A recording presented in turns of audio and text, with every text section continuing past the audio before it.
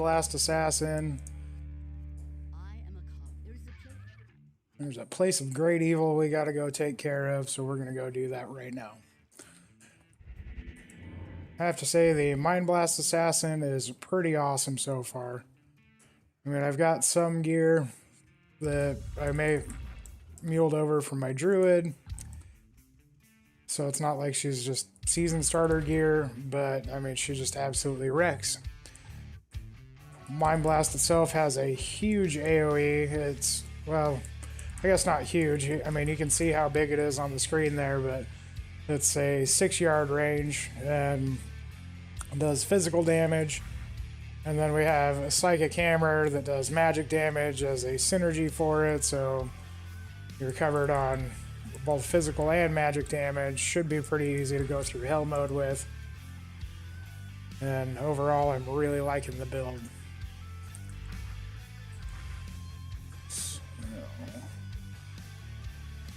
I suppose I could have just followed the road and found the Den of Evil, but where would the fun in that be?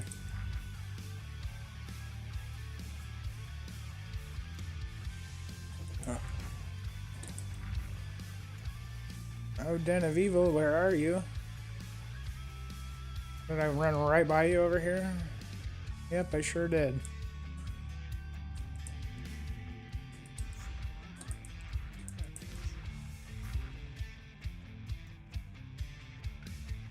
My favorite thing about both the Mind Blast and Psychic Hammer is being able to snipe shamans. Mind Blast is pretty mana intensive when you're first starting out. I used Psychic Hammer quite a bit more through Nightmare mode until I got Insight on my Mercenary. But now that I have Insight, it's working out pretty good. Mana per kill is huge. I had a... I'm still wearing my Tarn Helm that had 3 mana per kill. And then I ended up finding a claw that gave me +5, but even just a 2 or 3 socket claw with a couple tier runes in it is super helpful.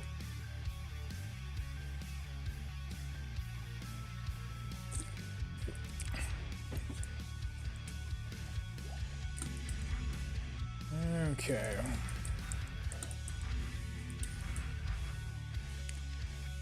We got some pretty high hopes for this character. My buddy Sable gave me a +4 to Shadow Disciplines Shadow Killer Claw. And then I found a 3 open socket +3 to Shadow Skills Natalia's Armor. So I've got those waiting for me that I'm pretty excited for. I also have a blue +3 to Shadow Disciplines Amulet in the stash. I believe I get that next level.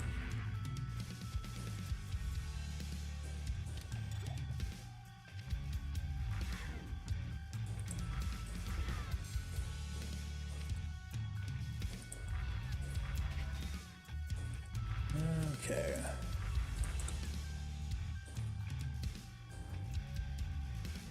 Hey man, I'm glad you found me, and I appreciate you watching. So it's been a lot of fun. You know, I'm just kind of do it in my free time. I don't do it for money or anything like that, but it's really been enjoyable. I've got a lot of good feedback in Path of Diablo, so I just kind of kept going with it.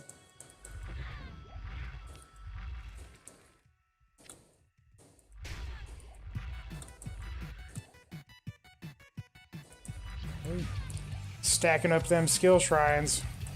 If only they could actually stack, that'd be pretty cool.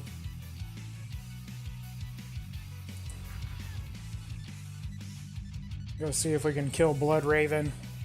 I know that she's pretty beastly. Actually killed her at level 4 on this chick with Psychic Hammer. I don't think any other character that I've made on PD2 has been able to kill Blood Raven before like level 12.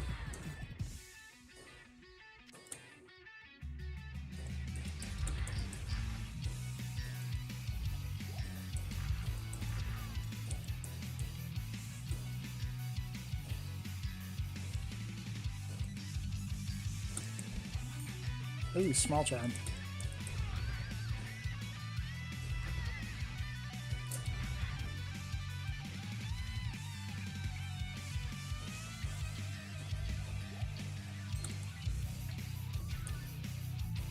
Vendor fodder. I've tried to make it a point to pick up all of the like orbs and wands and stuff, staves to vendor, because later on I'm going to try and shop a +3 to Mind Blast Claw with +3 to Shadow Mastery Claw with 3 to Mind Blast on it. And figure that's probably going to be expensive, so.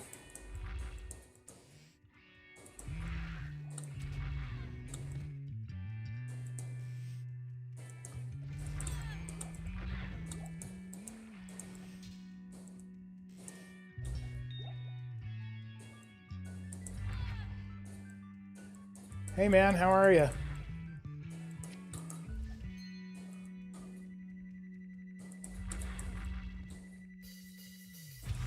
Oh.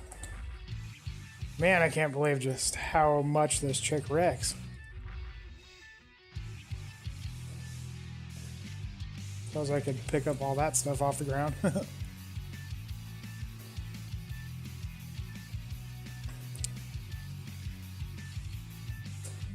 Alright, Blood Raven. Let's see what we got going on here.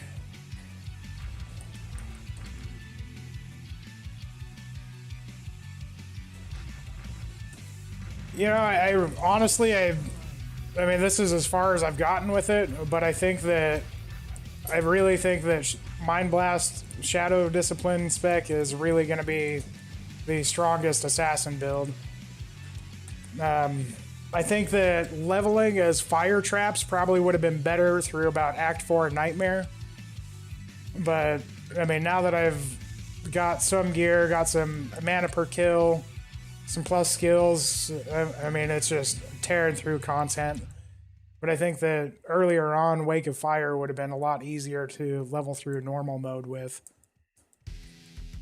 The interesting thing about Mind Blast is that it costs 9 mana at level 1 and never goes up. So when early on it was better for me to use Psychic Hammer because it only costs like 5 mana.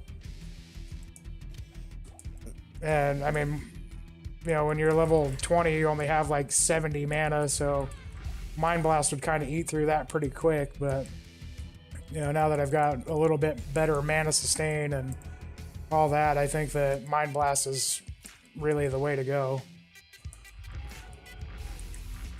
The other thing with traps is you kind of have to focus on one element, whether it's fire or lightning. So you still have to worry about immunities, whereas with the Mind Blast you have physical damage from Mind Blast, and then Psychic Hammer does magic damage to kill anything that's physical immune. And Psychic Hammer is also ends up being your boss killer. It does a little bit more damage than Mind Blast does.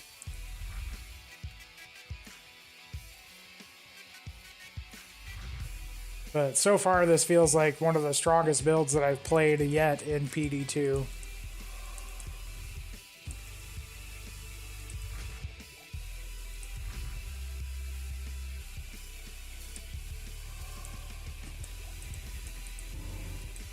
Well, I feel like my Shadow Master just disappears all the time. I mean, she's pretty tanky and doesn't die, she just despawns herself quite regularly. I'll just look up and realize that she's not there anymore, and that seems to happen to me quite a bit.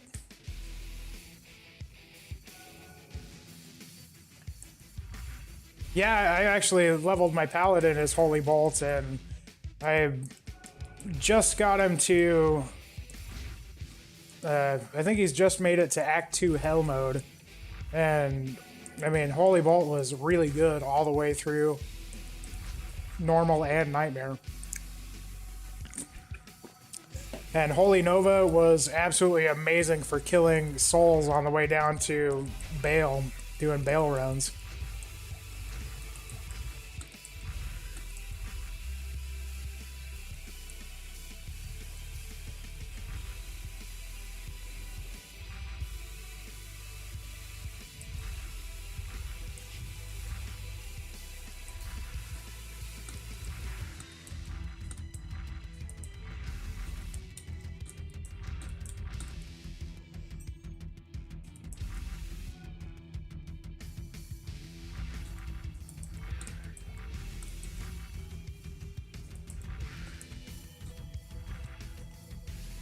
And if you're interested, if you find either a Shadow Discipline Skiller Grand Charm or a Druid Elemental Skiller Grand Charm, I've got a 17 to life Pally Combat Skiller I'd trade for you.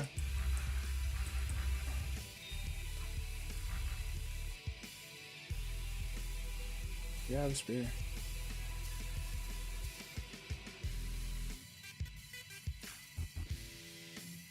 Yeah, how's the Doom working out? Because I know that it had quite a bit smaller radius on PD2, but I figured it would be pretty good.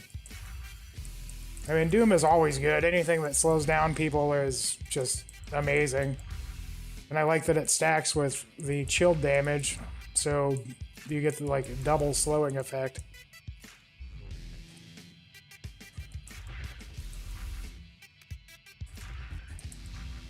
But I'm glad that you ended up getting her figured out, though.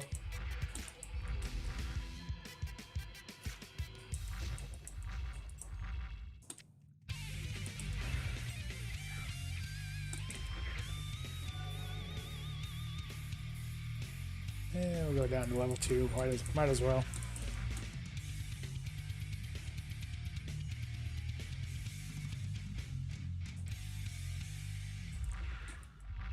Yeah, oddly enough, I've only found like 5 Skiller Charms, and 3 of them are from re-rolling with perfect gems.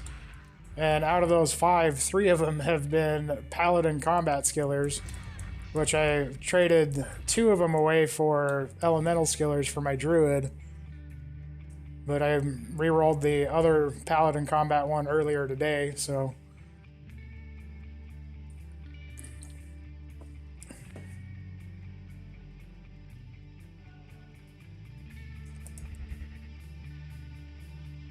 Oh, we leveled. Yeah.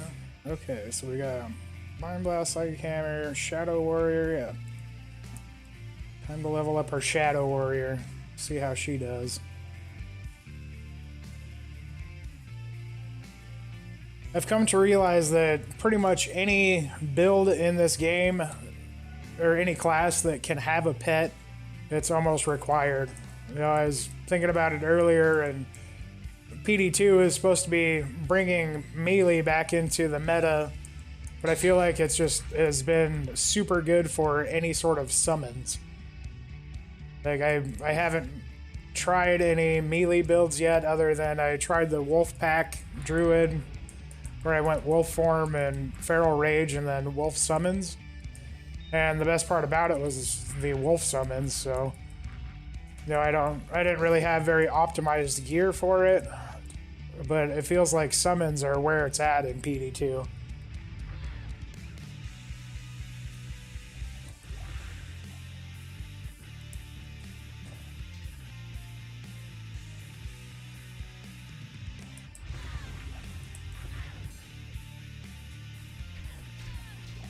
That's awesome. I've been doing pretty good on maps with my Wind Druid, and I'm just kind of tired of having to aim tornadoes, if that makes sense. Like, the way that tornadoes, like, you can't really target them. I mean, I'll be standing, like, right next to something, trying to tornado it, and it's not hitting it, and I'm like, what the hell? But I really do like the Wind Druid, though. Oh yeah, man, throw barb is really good. I got my throw barb up to mid-70s, and he made it all the way through hell mode, all the way, you know, by himself.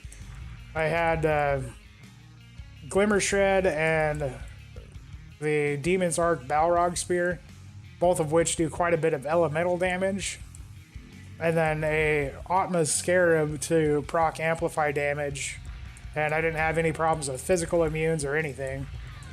So once I get him a little bit more leveled up and a little bit better gear, I'm probably going to make a build guide on him. But I have a friend that's been running Ubers as throw barb, and he just has been wrecking with it. He was the entire reason why I decided to make one in the first place. But throw barb is pretty good, yeah.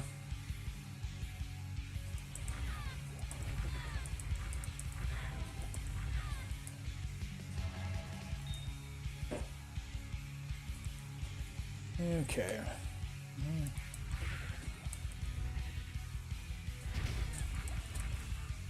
I think we'll go find the Black Marsh Waypoint. Well, no. We'll just go save Cain now. Since the waypoint's over here by the entrance to Black Marsh, that's the word I was looking for.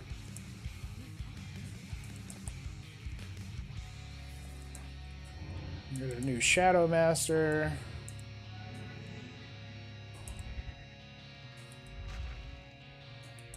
And did we find the Cairnstones? No.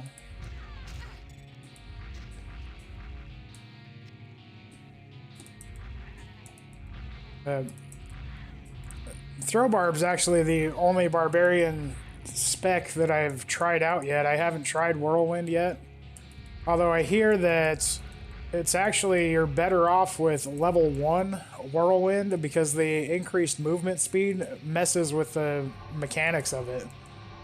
So, like, the way that the mechanics work is you get a certain amount of hits in a certain amount of time, and because they increase the move speed, you actually miss those hits because you're moving too fast for them to actually hit. And so it's actually better to have level 1 Whirlwind. I haven't personally tested that out, but that's what I've heard from people that have been playing Whirlwind Barb. Ooh, Hello Rune.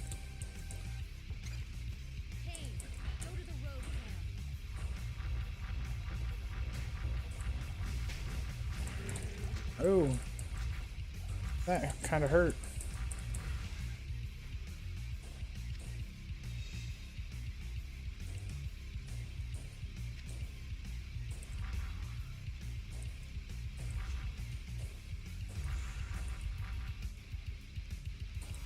Got a big broad sword made out of cardboard. And that stereo is a pumping Zeppelin. Bonus points to anybody that knows what that's from.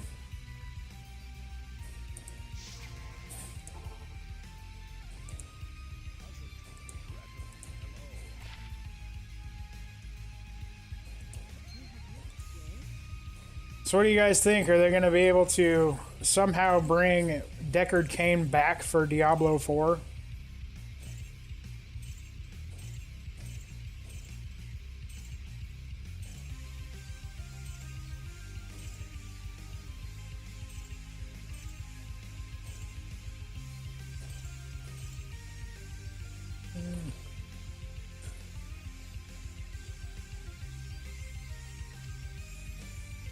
I don't know how they would do it, but I sure hope that they do.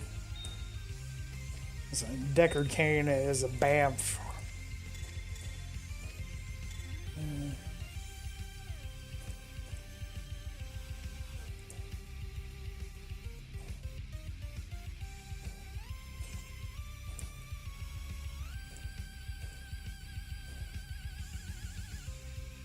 Yeah. I don't know, I was just hoping that, you know, maybe one of the angels would work some sort of magic and resurrect Deckard Cain, and that would make me happy. I just, Diablo's not going to be the same without him.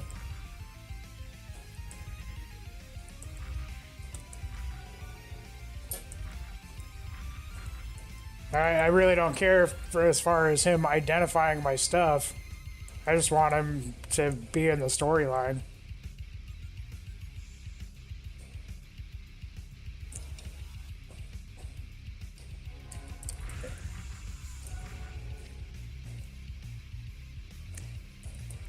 And if you guys have never heard the Deckard Cain rap, you should totally look it up.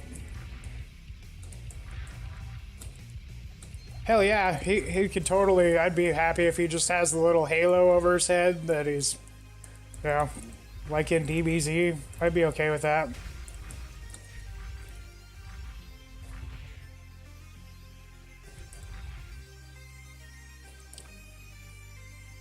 Okay, we already found the waypoint, so might as well go kill Countess. I've skipped Countess on almost every character that I've made so far. I don't know why. I really don't mind farm or like running all the way down to her. I just have skipped her so much.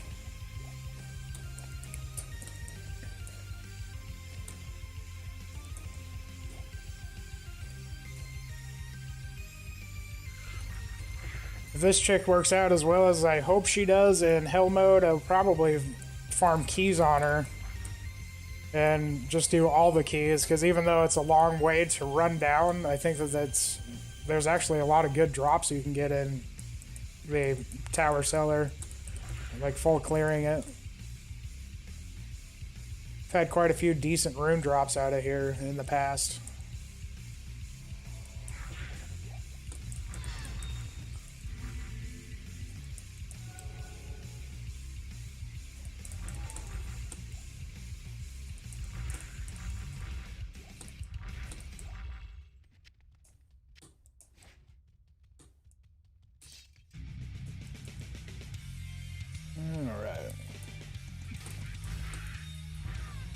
But I'm way too lazy to kick all the barrels, though.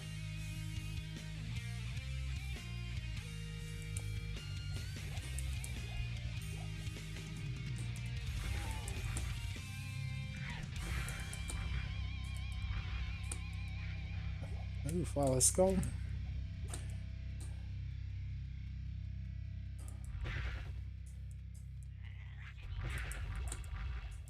Yeah.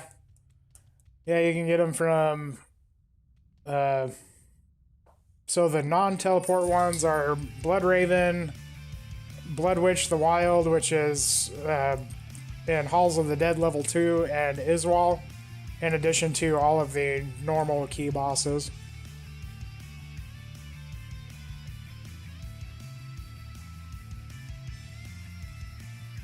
You do leech on throw barbs.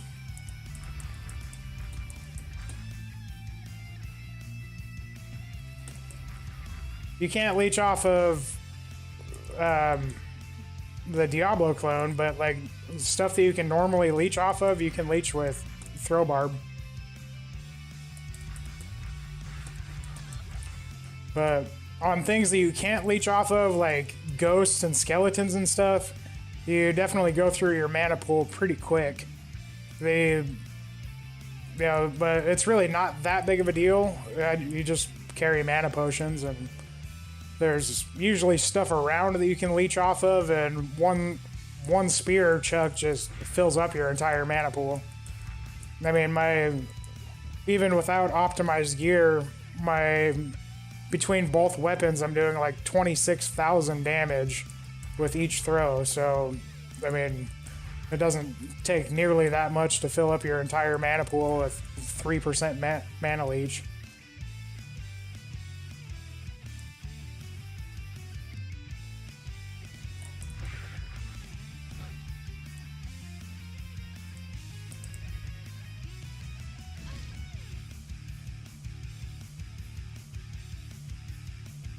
Yeah, I stocked up on rain energy drinks earlier. I usually drink Monsters, but these were on sale and they're pretty good.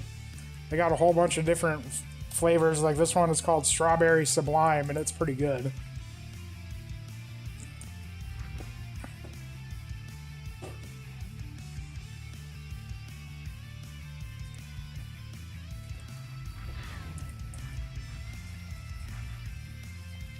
Hey, she dropped me steel, I think, or strength.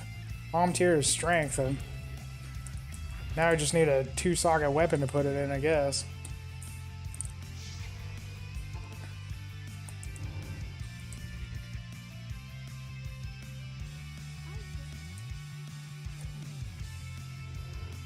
Have you guys ever gone around and listened to all of the gossip?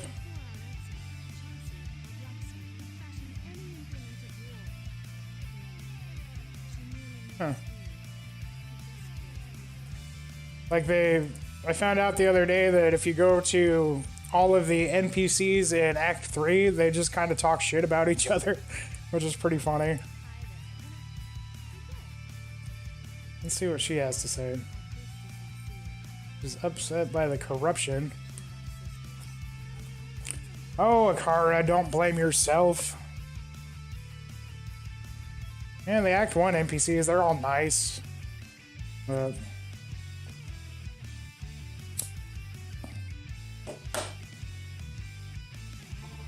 Alright. Yeah.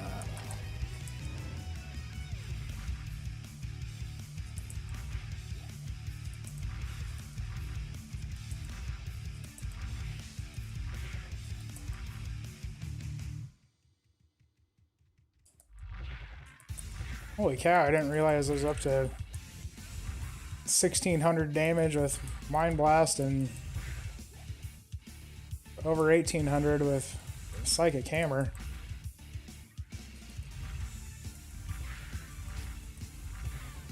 I saw that there's a guide on the wiki for the Mind Blast Assassin, and they had a little image that somebody posted where you can get Mind Blast and Psychic Hammer up to like 12k damage, which seems like a huge amount of damage for this mod, as damage doesn't scale nearly as well in this mod as it does in like vanilla or Path of Diablo. So 12k damage is pretty huge.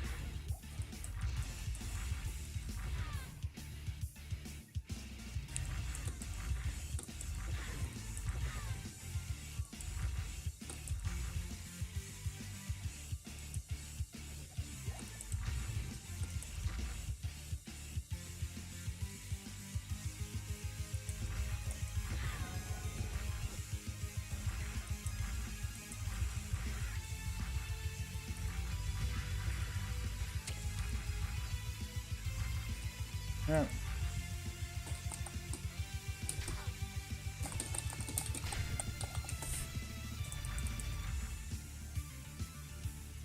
Ooh, another Hell Rune.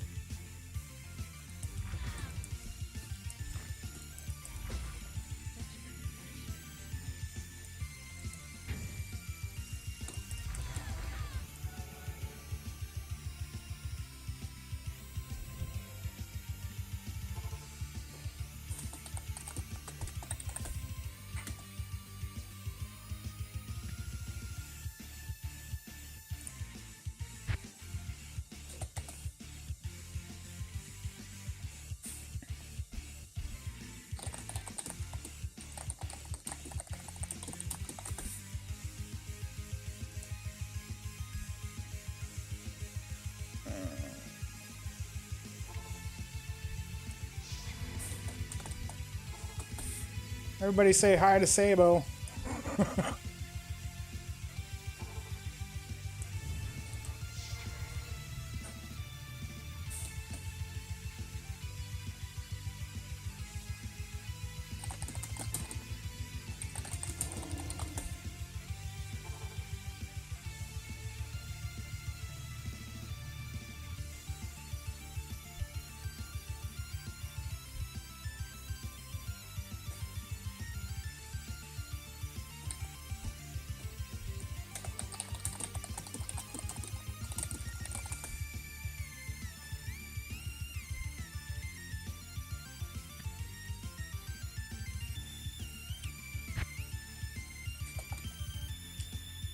He's the one that gave me my +4 Shadow Killer.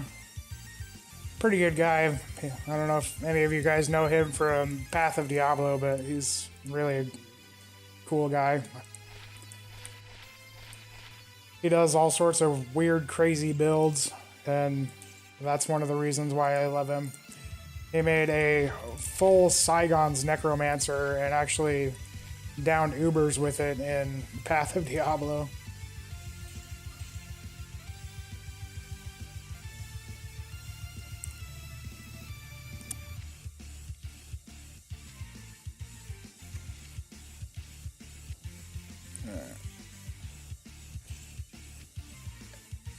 Alright, starting to get our crafting mats all stacked up. Pretty excited about that.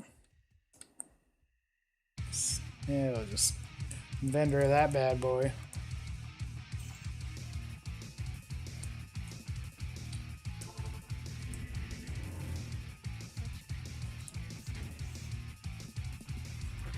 Go find Charcy, her malice.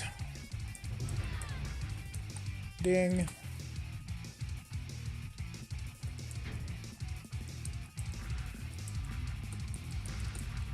So you can...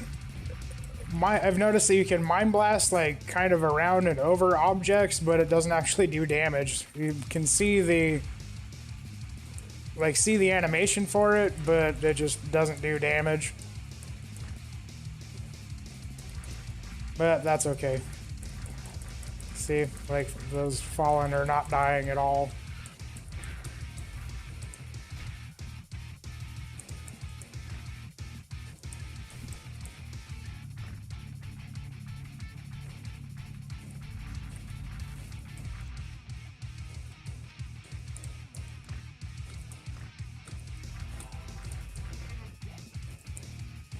Huh. I made the sound and almost made the little graphic like they converted that guy. That was like Mind Blast does in the vanilla Diablo 2. I'm pretty glad that it doesn't do that here. That was honestly really annoying. Because you'd convert things and then they'd walk around for like 8 seconds and then turn back into enemies, and I just felt like I was skipping stuff all the time. And I'm really glad that it doesn't convert things in Path of Diablo or PD2.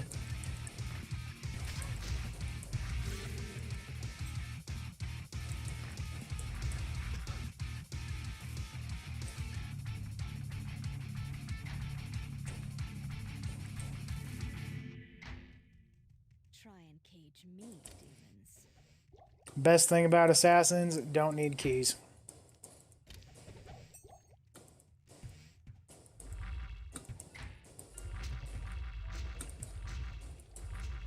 Sky Strike Edge Bow.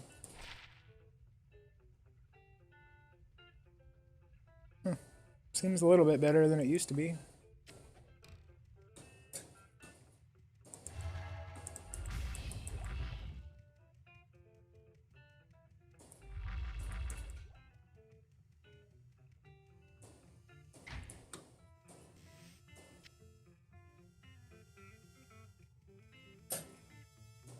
I don't know if I'm high enough level to start dropping +3 to elemental skills stuff. Druid helmets. Yeah, it should be. Let's see. We are... No, maybe not. It's only we're only item level 41 right now, or area level 41.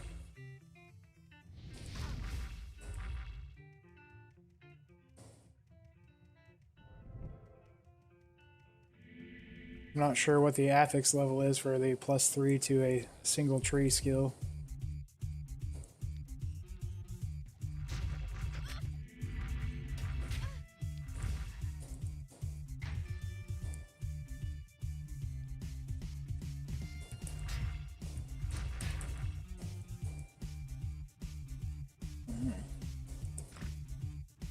No, there's got to be a waypoint around here somewhere.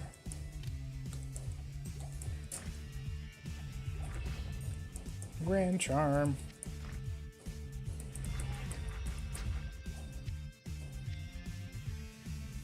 So what do you guys think about the state of the game with PD2?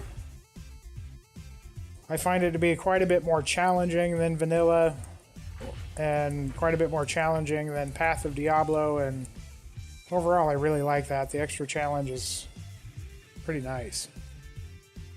I wish that they kind of smoothed out the... Oh, I already found the waypoint. Wow, I'm dumb. I wish the transition from Nightmare to Hell mode was a little bit smoother. And I think that they could make damage scale just a little bit better to help out when you have hardly any gear. But overall, I think that the mod is doing pretty good. For it only been out for like 2 weeks, I've really been impressed with the entire dev team. They've put a whole lot of effort into fixing bugs and glitches, and you know, they've really been on top of it. They've handled the big dupe situation quite well. And I'm excited to see how PD2 progresses. I think it'll be a very good mod, and I think they ultimately will have to change some of the scaling, but for the most part, I think it's really good. I haven't tried the Diablo clone fight yet, but it looks... I kind of get the impression that Senpai just wants you to fail.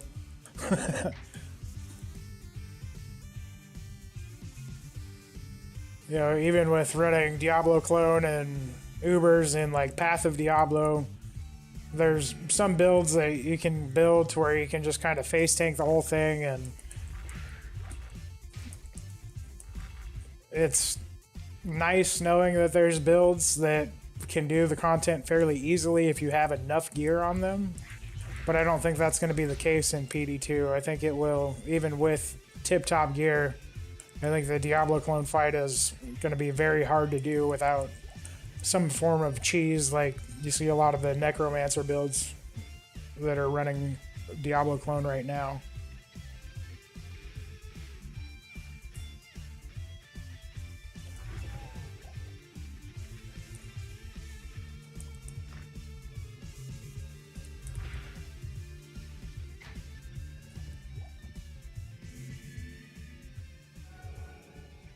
Can't remember if I missed the... Don't know if I missed the secret room or not.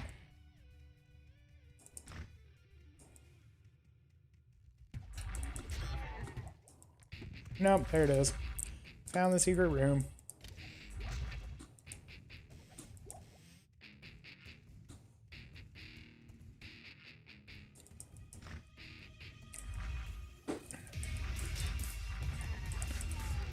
Oh, you poor, poor dark ones. Just like shooting fish in a barrel.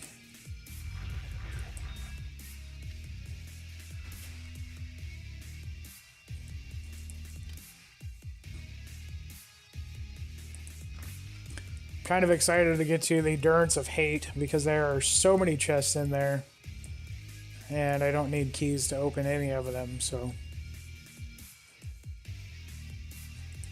I typically don't like running through Endurance of Hate. It's not bad on the Sorceress where you can teleport, but especially in Hell mode, Endurance of Hate is very huge. And you have annoying things like Stygian dolls. But I'm kind of excited for it on my Assassin. I really like the change to the Stygian dolls where they give you a second to get away before they blow up. That has saved me quite a few times now. Now that they've truly got it fixed where it's not blowing up on your character regardless of if you move away or not.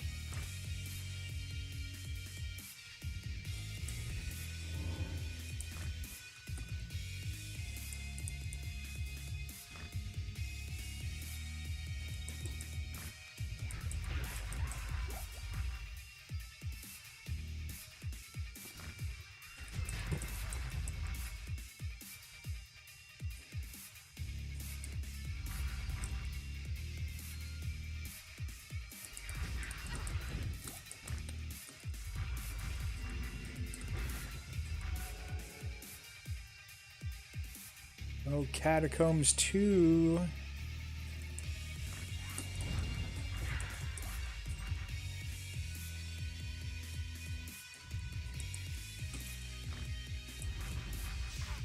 It's down over this way.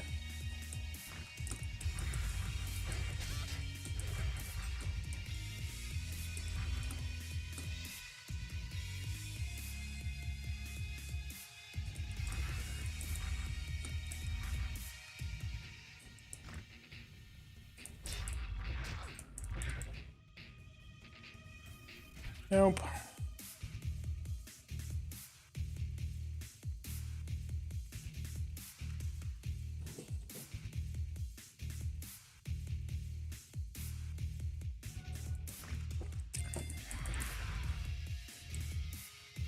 feel like we made pretty good time going all the way through Act 1, especially considering that I've pretty well full cleared everything. I didn't do like pits and stuff like that, but And tried to full clear most of the zones and just scooting right along.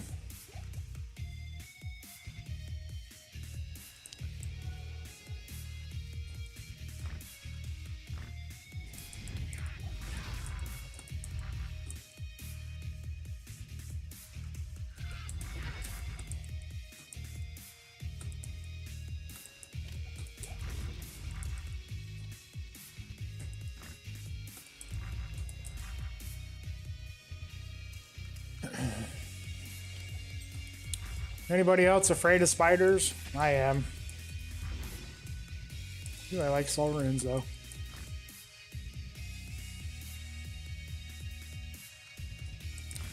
I watched the movie Arachnophobia when I was like 6 and just have been afraid of spiders ever since.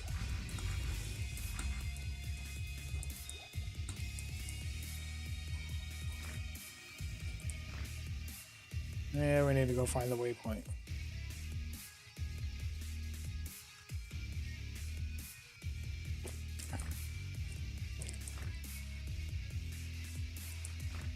I think the thing that freaks me out about spiders is I don't know enough about them to know which ones are venomous and which ones are not. And they're tiny and easy to miss, and I originally came from Wyoming where they have things like brown recluses that if they bite you, then your like skin just starts dying and you can lose limbs and stuff, and it creeps me out.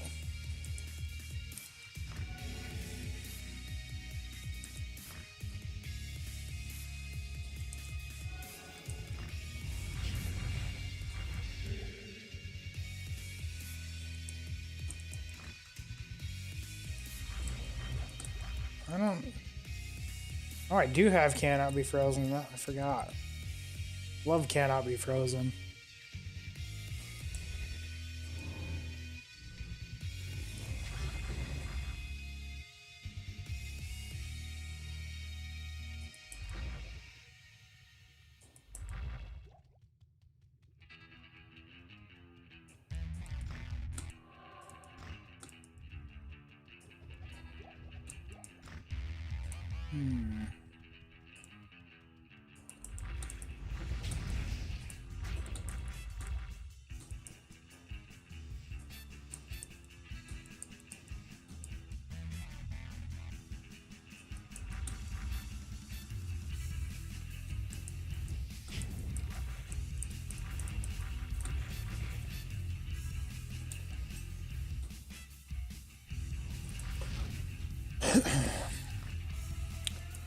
Sure would be nice if a Stone of Jordan would drop off of Andariel. I know 2 different people that have dropped 2 Sojas within like 8 hours of each other so far on PD2.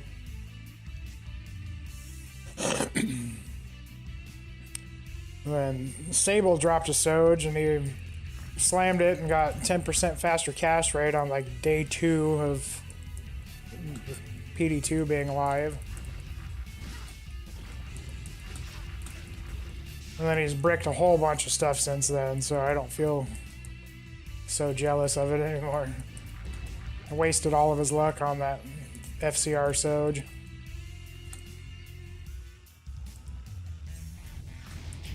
Oh.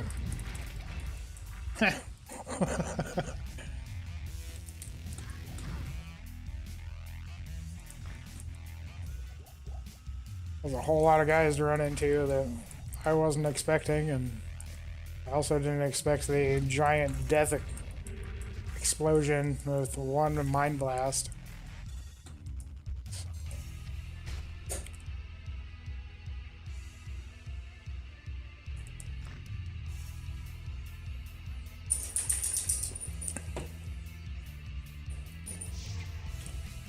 Alright.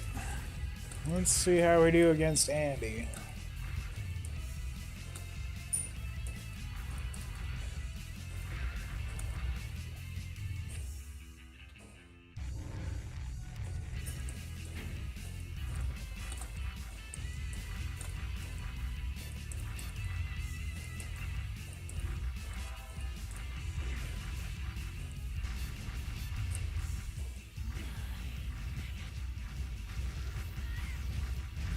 I'm pretty good.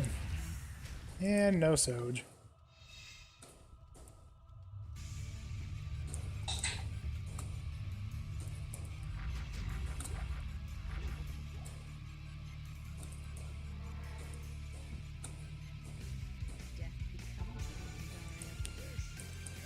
Death does become you, Andariel.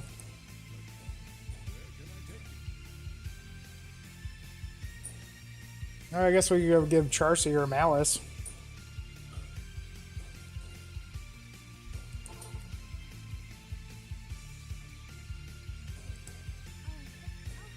You're welcome, Charcy.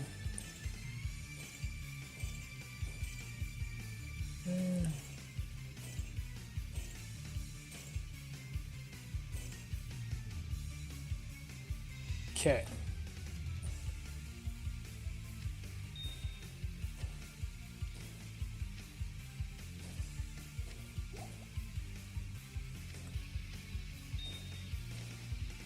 Let's see, what are we missing here? Topaz? Haven't found a topaz yet.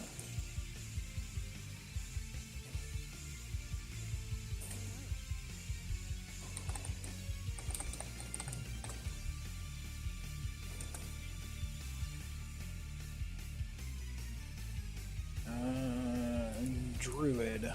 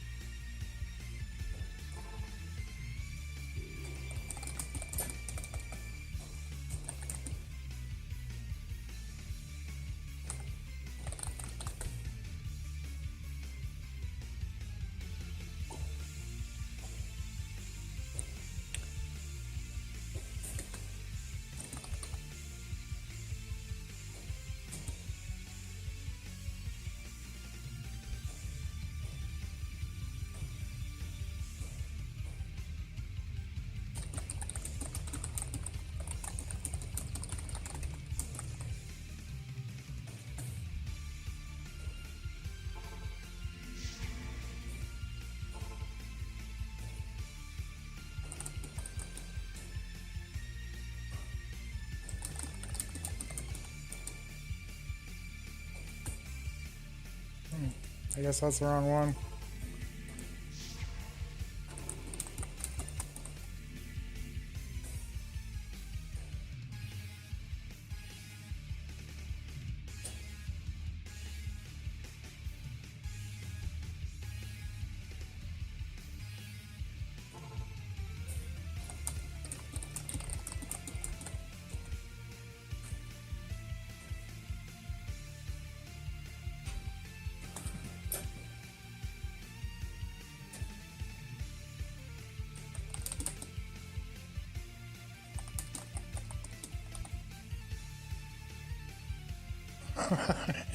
Yep.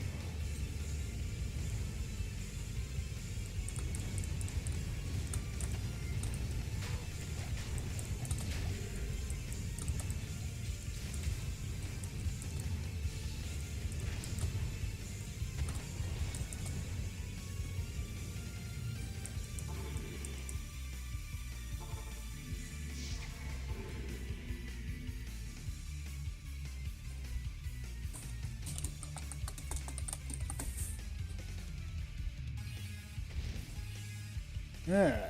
So now I gotta remember to, well, I'm sure if I get to Travancore and don't make a new game, I'll be like, oh yeah, shit, gotta make a new game. Alright, Act 2 time.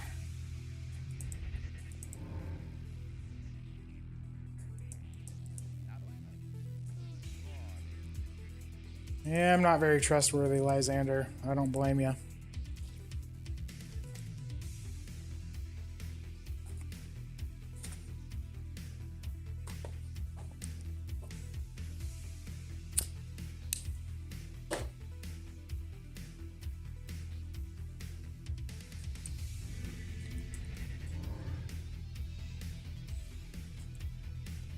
Sewers.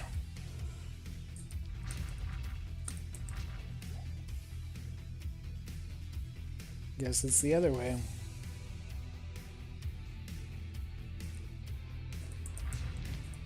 I honestly can't remember the last time I used the other sewers entrance up by Grease.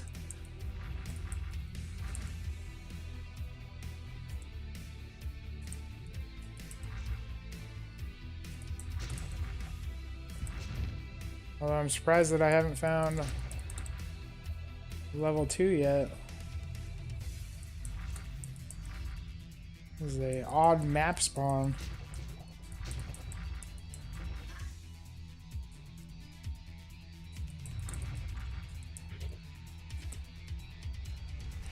Here we go.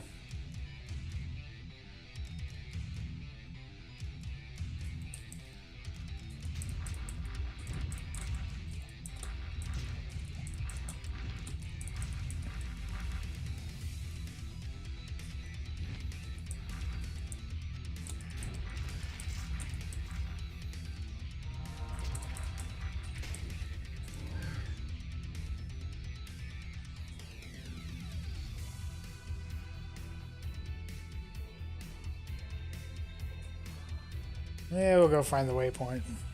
Might as well.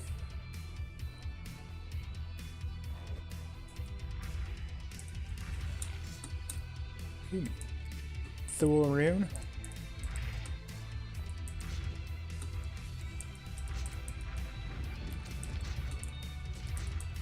Dropped a Vex rune off of a Nightmare Bale the other day. I was pretty happy with that. I don't know if I've ever seen Bale drop any rune higher than like Tal.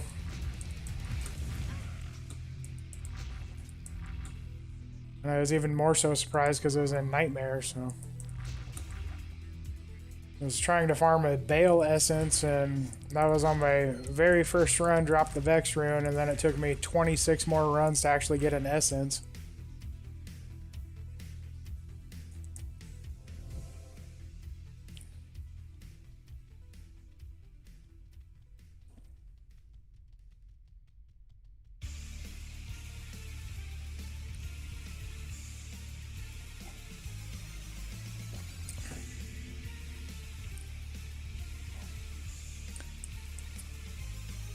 I don't know what this song is, but I like it so far. Kind of makes me want to go play Mario.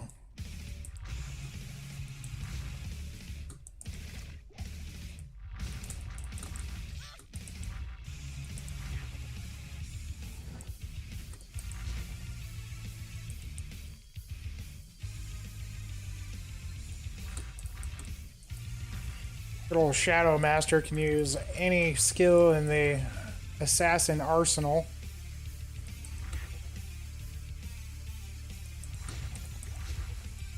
So it's funny to me to see him do things like the teleport thing.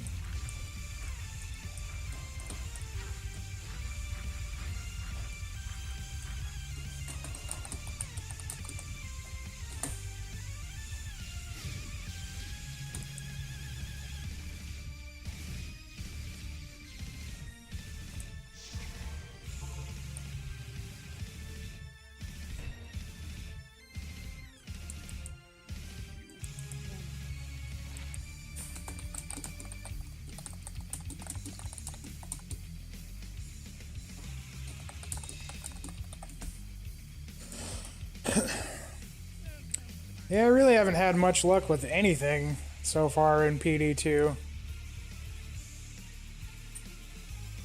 Other than Tal Rasha's, I guess I found Tal Rasha's armor and amulet.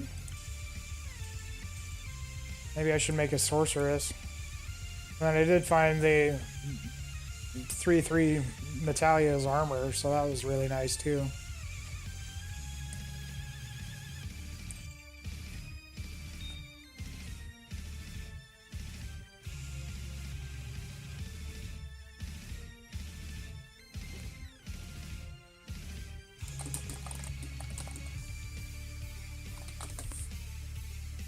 +1 to skills on Alder's helmet is so good for summoners.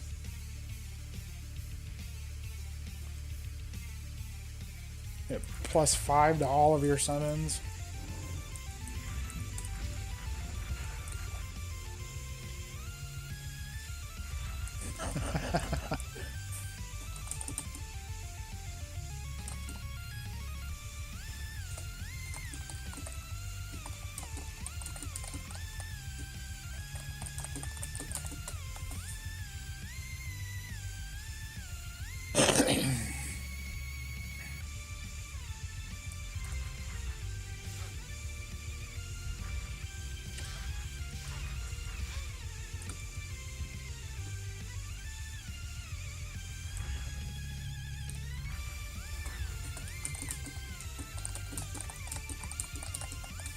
I haven't seen the red glow effect yet from full Alders.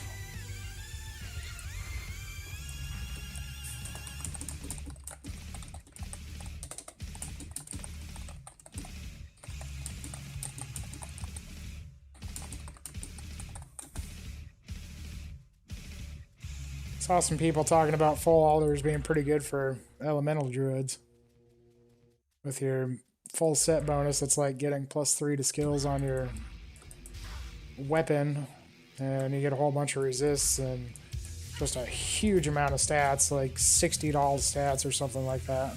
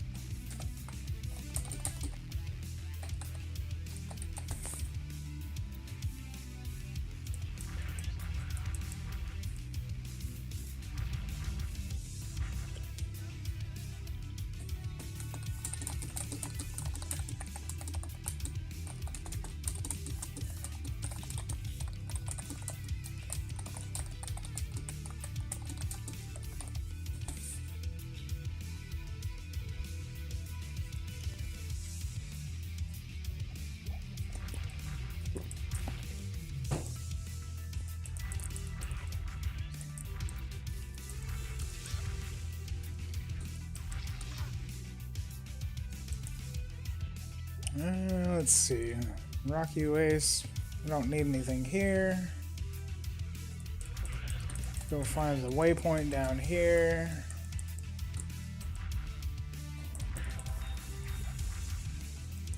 Oh, there's our first flawless topaz.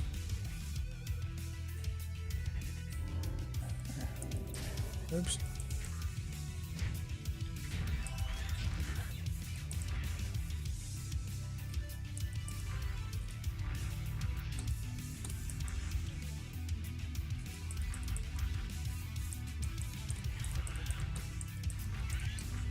Oh, you cave leapers. I'm so bad at aiming.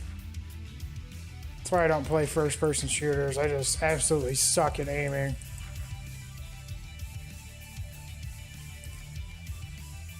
I'm bad at aiming when they stand still, let alone move around and jump and stuff.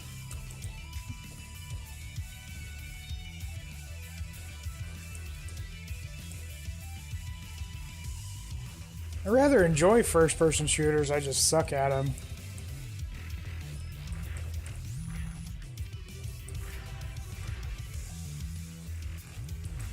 Back in high school, I played quite a bit of Unreal Tournament, and Doom 3. Haven't really played much of any of them since then. I gave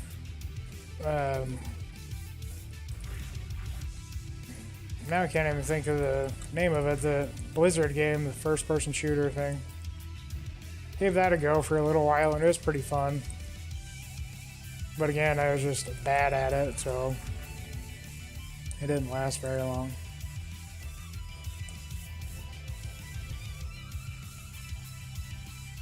Yeah, I think we'll skip Halls of the Dead. We don't need the cube, and the Nightmare one can't drop keys, so not a whole lot of point in doing that.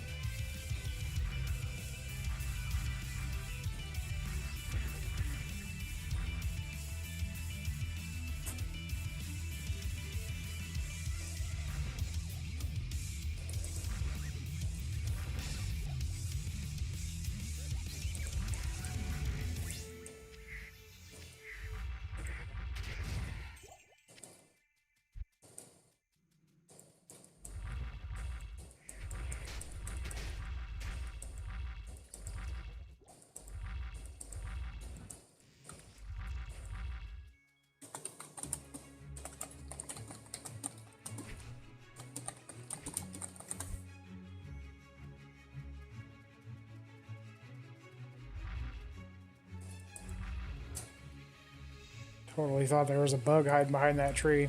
Guess not.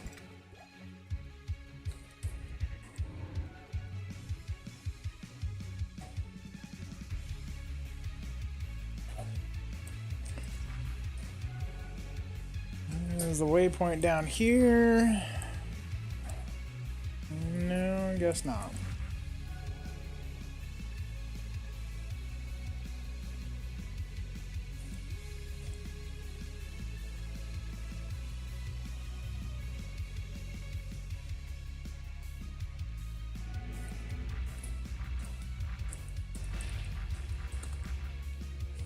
Oh, beetle burst.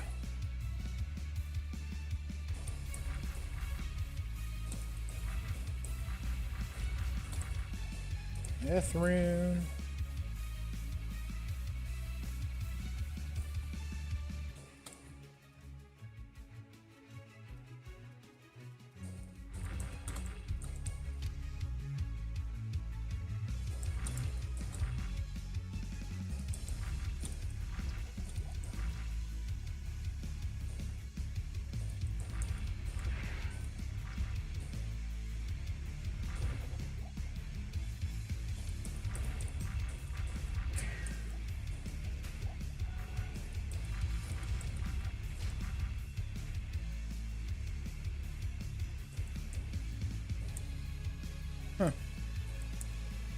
Oh, I was gonna say, I don't know why that waypoint was lit up, but it was because I gave Sable the waypoint already.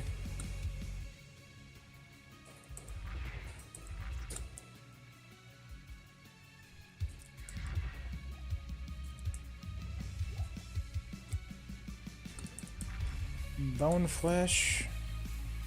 Actually, I think bone flesh would be a better armor than ice blink. Open wounds. Yeah. Sounds good to me. A little bit more leech, never hurts. There's Maggot Lair. New and improved for everybody's pleasure. I hear that combustion sorks are the way to go for farming Maggot Lair, as well as Stony Tomb. You don't spawn any fire immunes in there, and they're now level 85. So if you have a sorceress and you're trying to figure out what to do with her, ooh, Iron Jang Bong.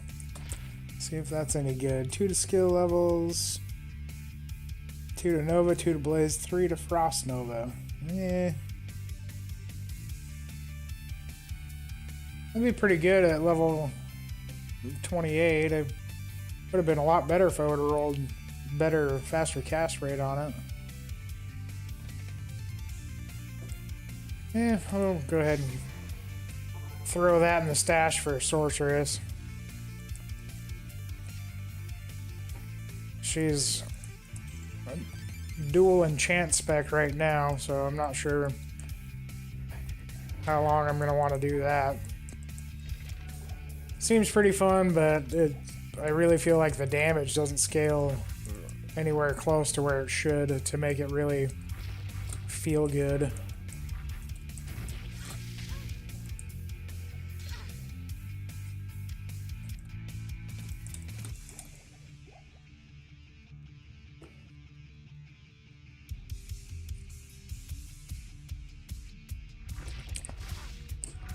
played around with it on single player a little bit just to see what it would do with fully talented out. I didn't have any gear on it. I had like +5 to skills on my gear, and it was only doing like 900 damage apiece. So I don't know if enchant's actually going to be any good. Welcome back. Got your coffee?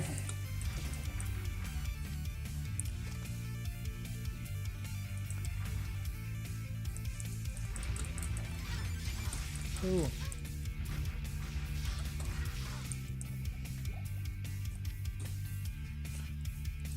I feel like I'm dropping a lot of unique items. I don't even know how much magic find I have. 95? Eh. Not bad, not bad.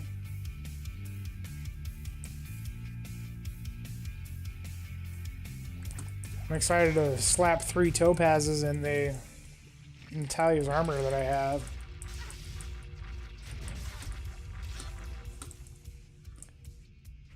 $72 magic find and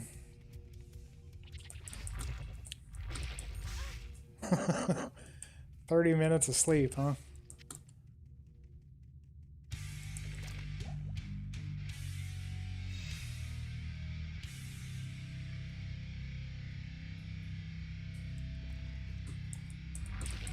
Huh. I wasn't expecting to get blocked when I ran through that little tunnel thing.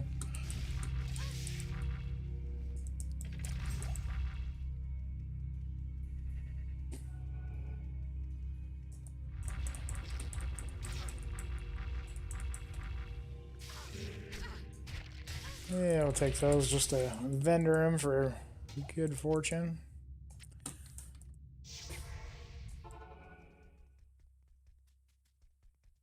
I'm just now finally starting to get used to going to Farah over here to heal poison damage. Identify my stuff, Kane.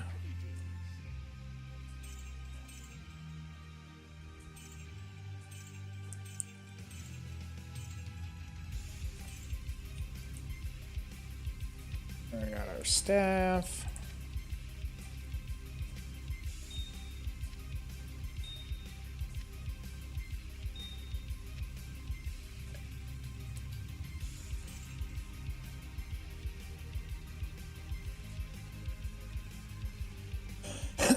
A 3-hour drive, that sucks.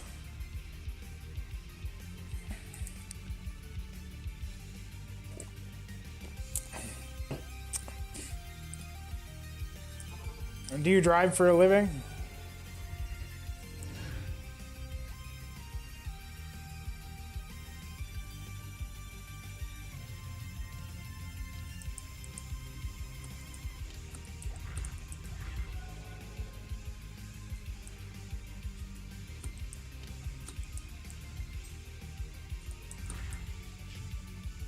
Nine hours a day of driving, man, I don't know if I could do that.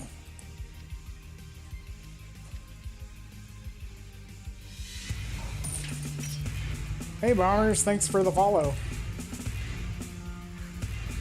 No, I guess I'm not reading YouTube chat. I didn't even know there was YouTube chat. I guess it doesn't pop up in my Streamlabs thing. I'll have to figure out how to do that. Let me go, let's see. Maybe I can get it on my phone.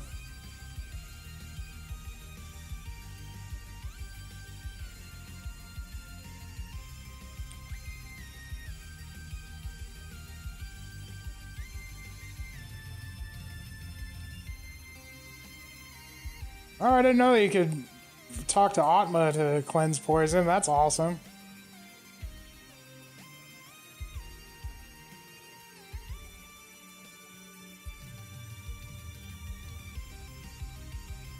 Let's see.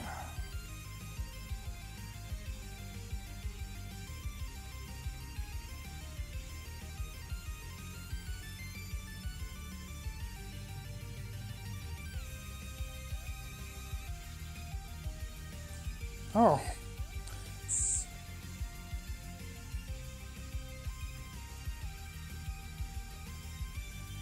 All right, well now I've got at least have YouTube chat on my phone going now, so let's see if I can figure out how to set this up to where I can read it.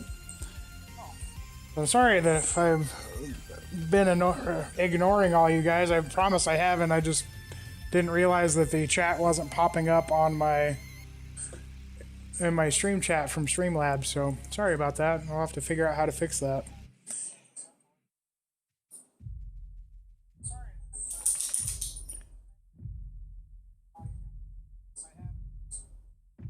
I should probably turn my sound off on that. Okay. But I think that the Holy Shock Paladin would be pretty good. So, you know, I was leveling my Paladin as Holy Bolt and did really well with Holy Bolt all the way through. I think I've got to Act 2 Hell so far. And it was really strong.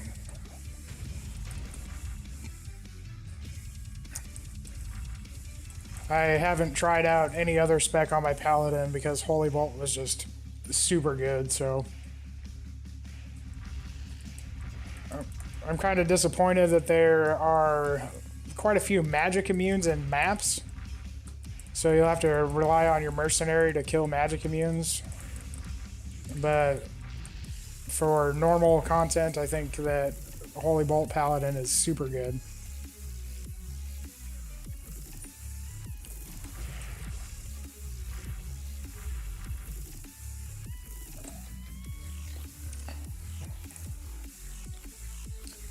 Alright. What do we need now? The Valley of the Snakes.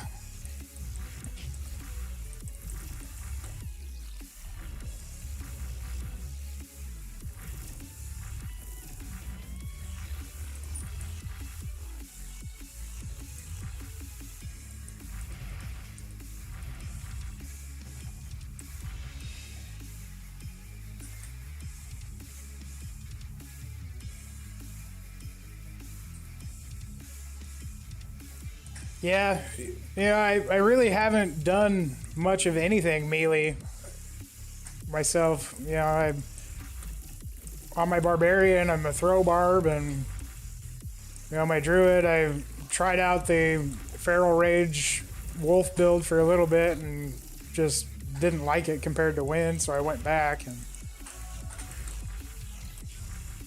But I was thinking about trying to spec my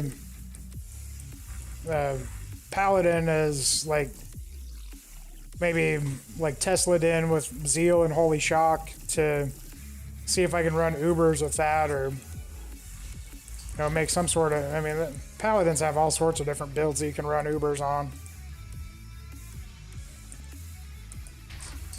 Ow.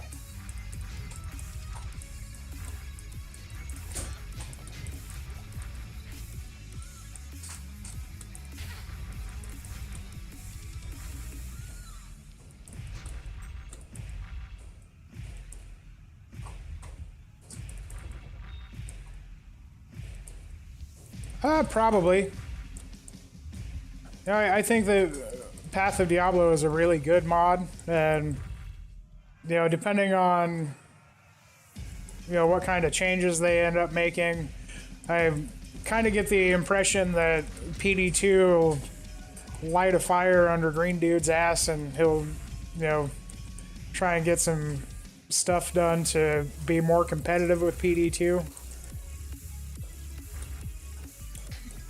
And I definitely would like to see what kind of changes he ends up coming up with.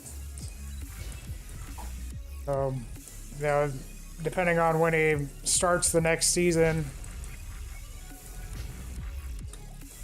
I'll probably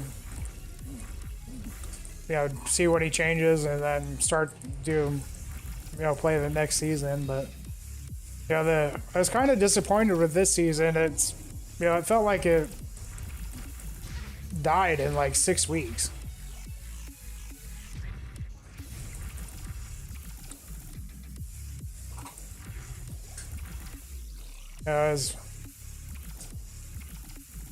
Yeah, I agree with you there. I think that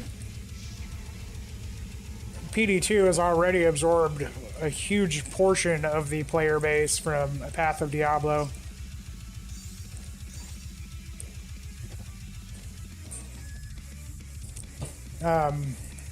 I think that some people have been getting frustrated with Path of Diablo with how low damage scaling is and kind of how hard it is to do endgame content with very little gear. I've heard quite a few people that have talked about going back to Path of Diablo because of that, but you know, it's a brand new mod, and I consider this entire season to be open beta. And you know, though, I think that PD2 will really put a lot of effort into, you know, balancing things over time, and you know, it'll eventually get probably quite a bit smoother in transitioning from Nightmare to Hell mode, and even, you know, from fresh clear on Act 5 Hell to running maps and stuff like that. It's a pretty huge step up from Nightmare to Hell mode, and then again going from Hell mode content to map content is, you know, there's quite a huge difficulty difference between those. Yeah, you know, and that's kind of what you have to do. You know, I feel like I do too. You know, I enjoy that it's more challenging. The trading would definitely be nice. I feel like I've done almost everything just solo self-found. I've got a few friends, actually most all of them I made from Path of Diablo, but I've got a few friends that I've traded gear with and whatnot, but you know, I haven't done hardly any trading whatsoever. You know, but at the same time, I haven't really needed to, I guess. And I really haven't found anything worth trading other than, you know, I've got Tal Rasha's armor and amulet and a Sur rune and a Vex rune, and other than that, I don't have really anything worth much value. Yeah. That's kind of how I am too.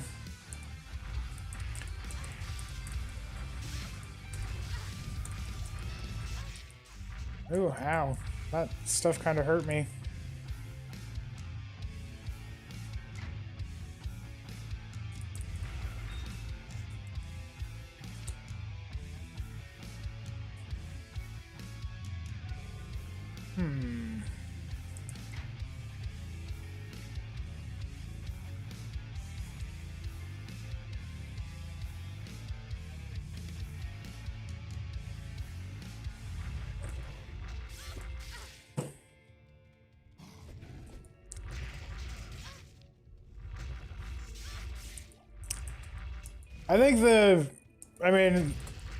I think that the majority of trading right now is done through Discord. Either Discord or just making trade games.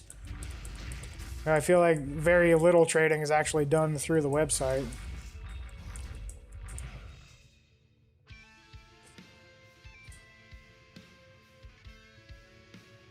Yeah, that's how I feel with my Wind Druid. You know, when I first was going through Hell mode, you know, it was pretty rough once I finally killed a Hell Bale, and you know, trying to transition into maps was pretty rough, but now he's doing really well in all three maps. What build are you on your Sorceress?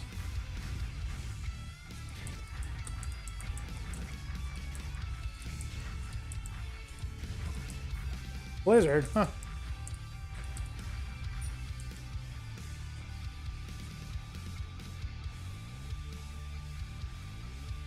Yeah, that's how I am too.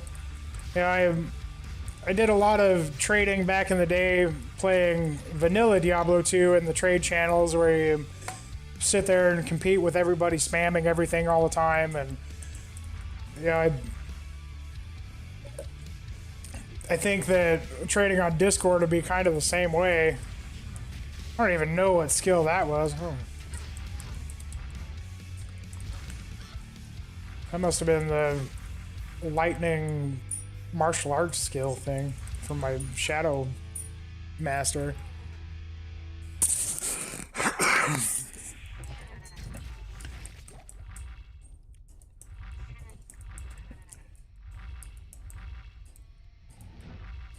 Does your mercenary deal with the cold immunes in maps fairly well?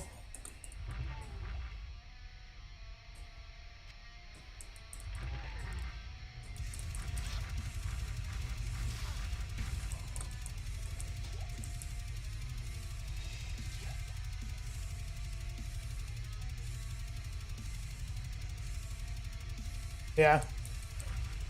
There's really not a whole lot of cold immunes in the maps. You know, I mean, there's a few, but it's not, you know, I've noticed a lot more fire immunes than anything. And then in the tier 3 map has a lot of lightning immunes, but I mean, really you know, you have like the Hierophants and, you know, the flesh worms, I think, are cold immune. I don't know if there's any cold immunes that normally spawn in the tier 2 map at all.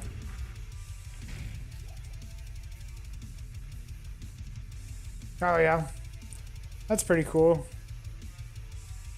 I actually have not ran a map with another person yet. Every map that I've ran so far has been solo. Oh, there are cold immunes in the tier 2 map? I just remember there being a whole lot of fire immune. Small charm. Absolutely love the drop notifications.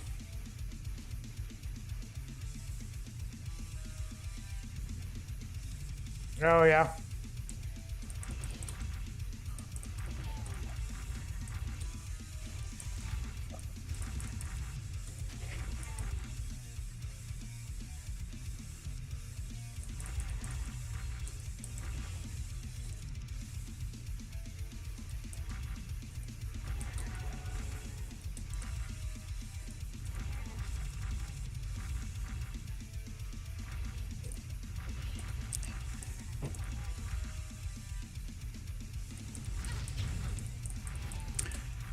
Yeah, I'll definitely have to give Blizzard a go. I haven't made a sort. Well, I have one made, but she's only like mid-20s or so.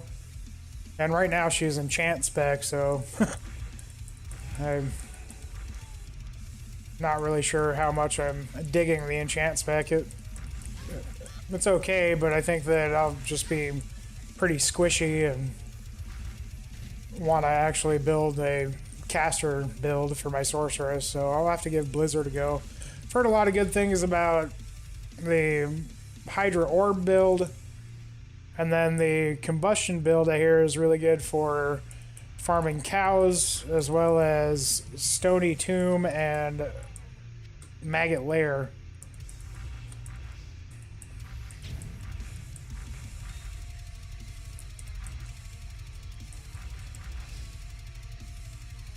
Yeah. That's really all I want a sorceress for, is just to farm Mephisto. I love farming Mephisto.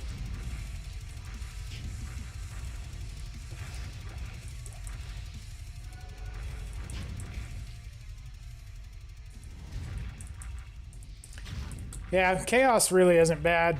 You know, even with the Oblivion mages being cold immune, I've never really had any issues as a cold sorceress build in Chaos.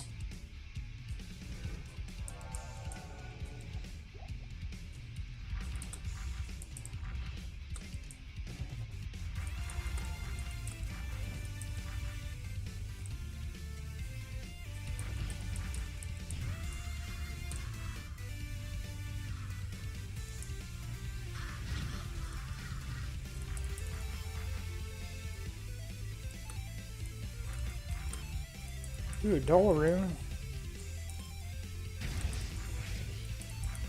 I get so excited when I see runes drop. Even if they're never good ones.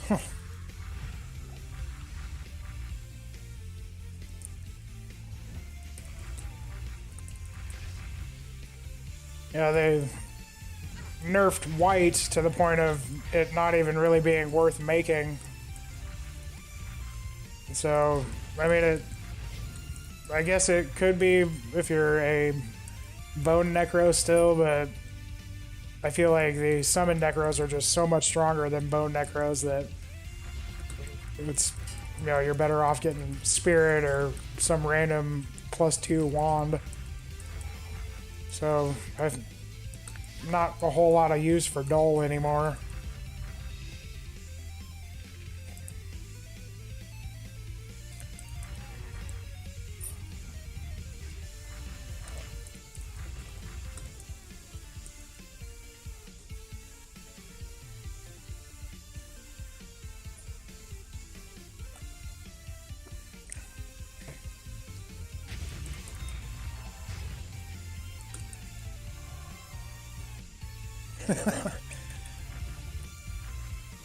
Oh, me and my always find summoner on the 4th way self. You'd think that by now I would start going to the the bottom left pathway first with how often I always start with the top left pathway, and I feel like I just always am fighting him on the 4th one.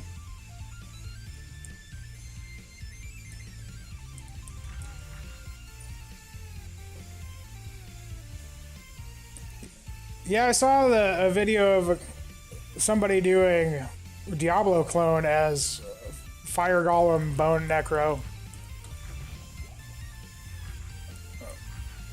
But even then, I feel like there's a lot of better weapons that you'd use other than bone, or white rather, sorry.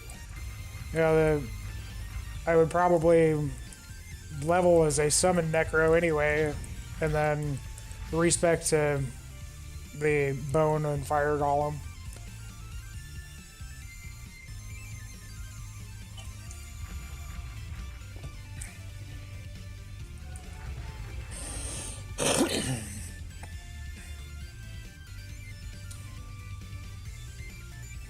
Yeah, I know which one you're talking about. I can't think of the name of it off the top of my head either. I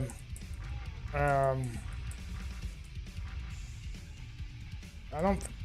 Is it the Cairnstones Petrified Wand, or I can't remember what it's called, but I know what wand. I know the wand that you're talking about, though.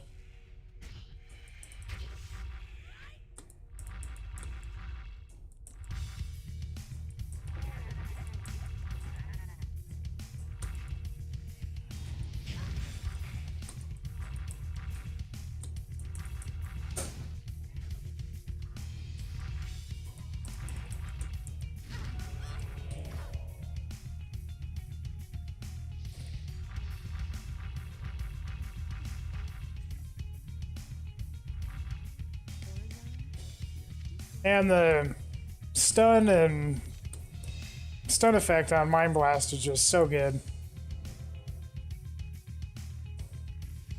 Let's see. I think that one's over here somewhere.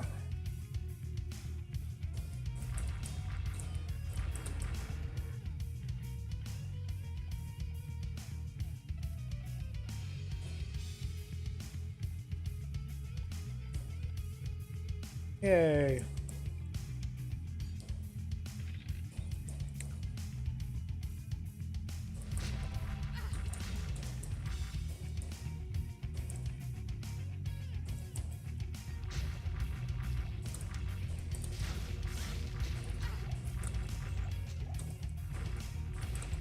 I'm kind of surprised that they didn't make the Tombs of Tal Rasha level 85 areas. I would have thought that, I think that would be a really good place to make level 85 for people to farm. It has really good density, and just running the maps themselves, or all 7 tombs, is a lot of stuff to kill.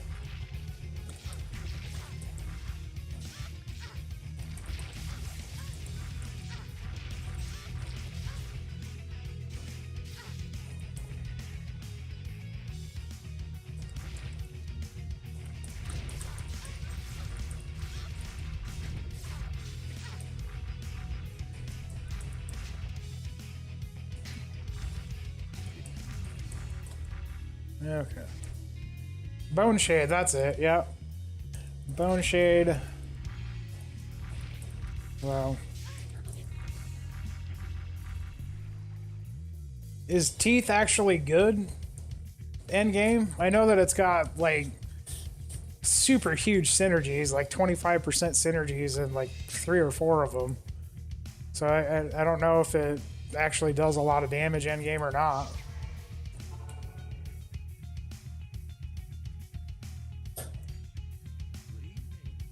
Huh.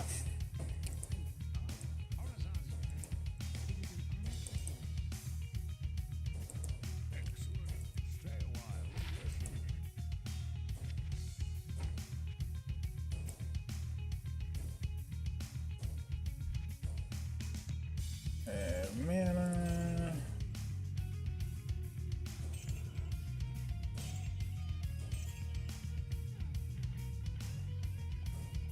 Wow, that's pretty good.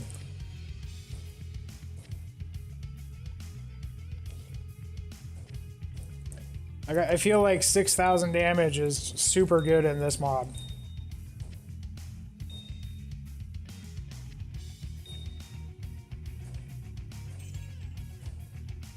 Yeah, I'm doing like 5,800 on my Tornado on my Druid, and I mean, he just cuts through stuff pretty well, so.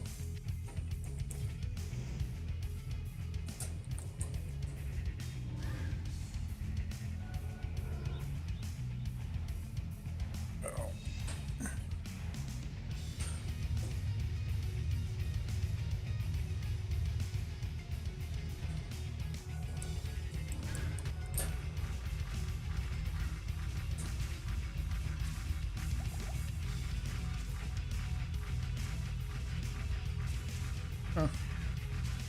Well, Duriel is pretty easy. There's another broadsword. Alright. Kinda love that Eisenhart's.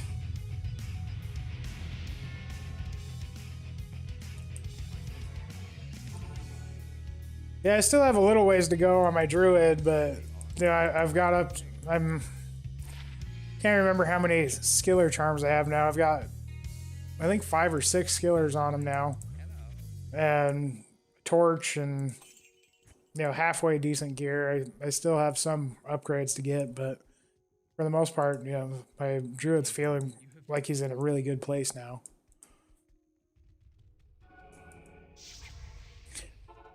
And now that I'm actually doing a bit of damage, Twisters is actually really good. I mean, using Twister to do Chaos Sanctuary runs is so much faster than using Tornado.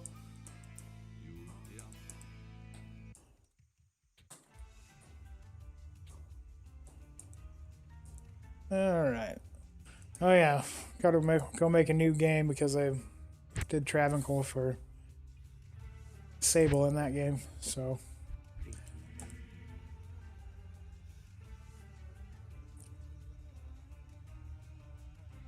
Alright, Act 3, everybody's favorite.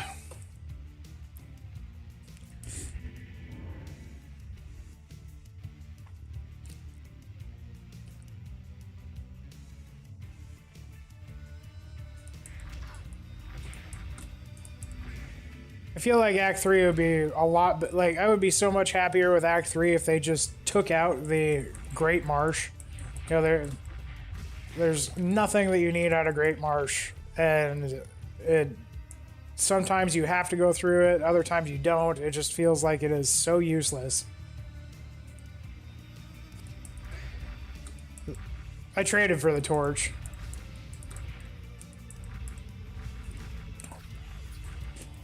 I ended up trading a Sur rune for it. I dropped a Sur rune on like day 4 and bought a Druid torch, so that worked out pretty well.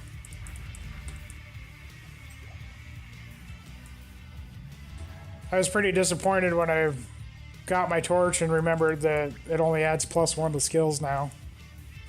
But it was actually a really good roll. It rolled, I can't remember the resist or the energy, but the vitality was like 56 or 58 vitality on it, so that was pretty nice.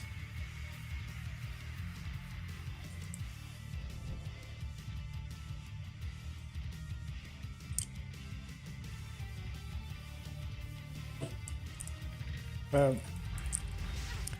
I think if this chick ends up being good at mapping, I'm probably going to try and respec my Druid to run Ubers. The guy that I bought the torch from was running Ubers as a summon Druid. And again, that was on like day 4, so they're, you know, he couldn't have had super top end gear with it.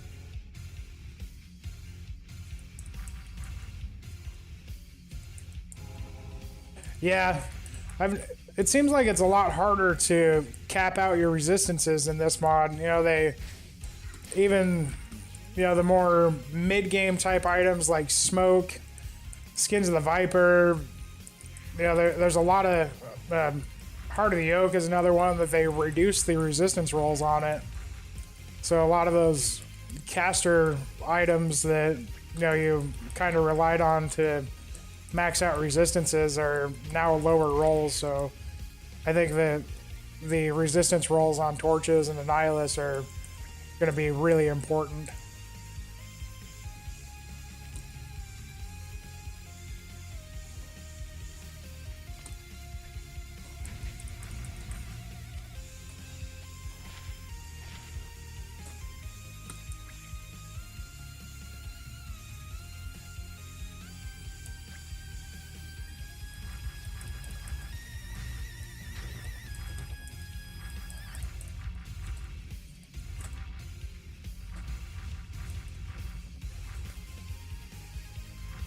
You know, I haven't really figured out yet if it's that things hit harder or if it's just, you know, it's harder to get survival stats on gear. You know, I was kind of disappointed that they reduced the damage reduction from bear runes from 8% to 4%. You know, with as high of a rune as that is and how much demand there is for it, you know, it's pretty disappointing that they nerfed it. And so I don't know if things deal more damage or it's just harder to get survivability stats or both. I know that HP pools are a lot smaller with the flat life on both battle orders and Oak Sage and all that. So, I mean, that's another kind of issue there. But I feel like everything is a lot squishier in PD2 than vanilla or POD. Especially vanilla. Vanilla, it's so easy. I mean, it's really easy to get to where nothing hurts you at all. And the hardest thing in that game is Ubers, which you just stack lightning res and you're good to go, so...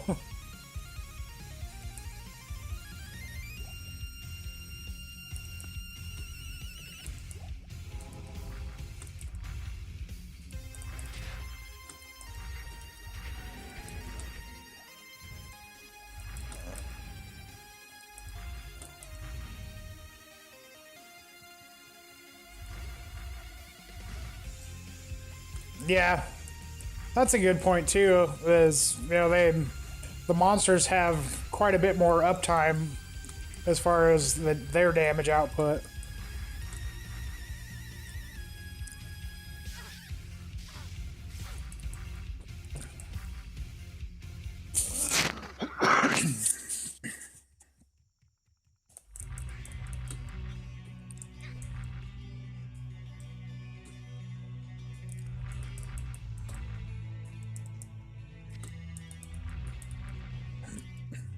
The other thing I've noticed with running maps is there's a lot of range damage, and it's a lot easier to get hit by range damage than it is melee damage, especially as a caster or ranged character. And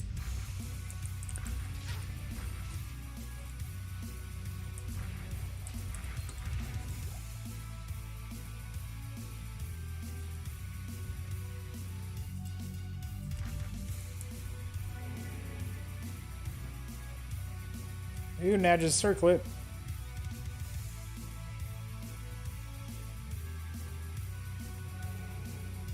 Where am I going? I don't even...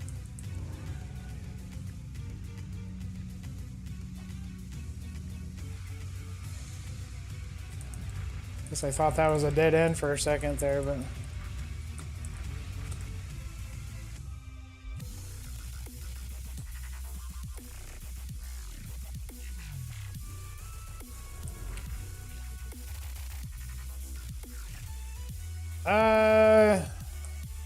No, I think I've got Nat's Helm on a mule.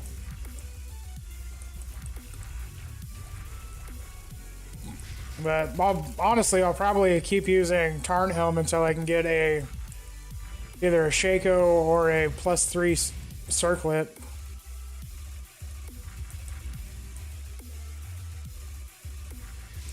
Maybe I'll get lucky and get a +3 circlet and slam +2 skills on it, or +3 Shaco would be really nice, but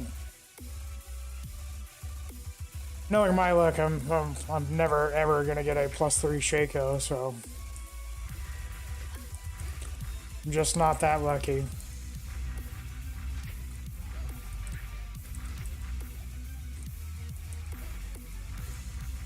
I was hoping that I'd get some of that streamer luck, but it just hasn't worked out yet, so maybe I haven't been doing it long enough.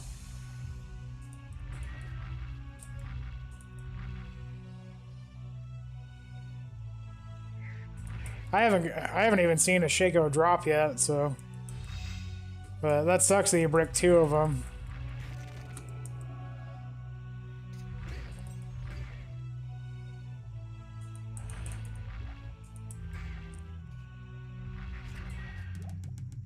I really haven't even found anything that's worth bricking, you know? I mean, I haven't found Shacos, I haven't found... You know, I found an arachnid mesh, but it was ethereal. I slammed it, hoping I'd get the indestructible mod, and no such luck there, but I haven't found hardly any unique rings. I found 2 dwarf stars and bricked both of those. And then I found 3 carrion wind rings, and I don't even think they're worth using a shard on, so... I mean, maybe if I was trying to build something specifically with that ring, but I definitely don't need it for a wind druid, so...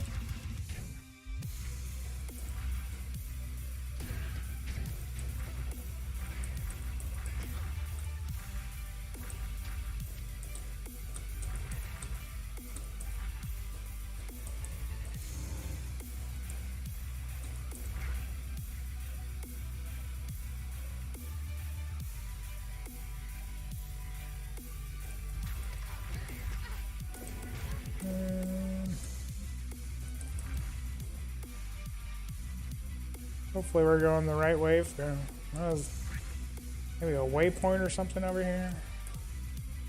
Swampy pit.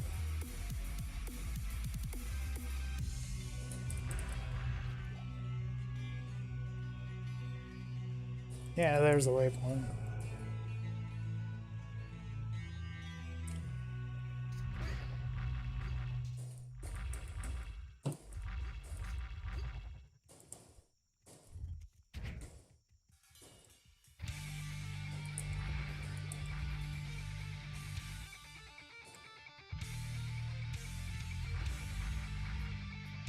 I'm afraid to try and slam my Nat's armor.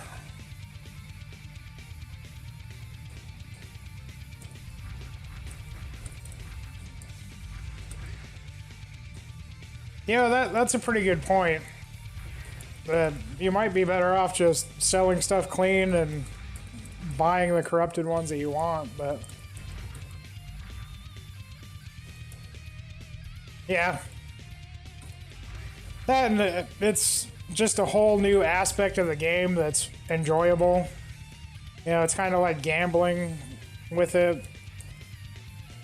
And, you know, I enjoy that part of it.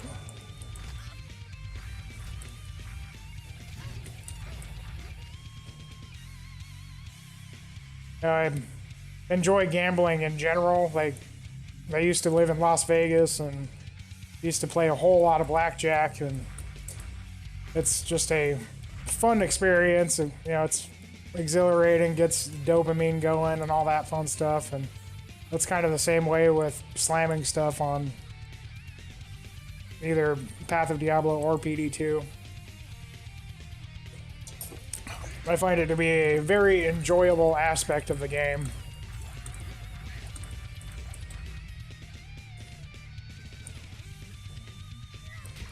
I also find that to be very good for the economy because it keeps, you know, kind of helps keep the economy not saturated and under control a little bit.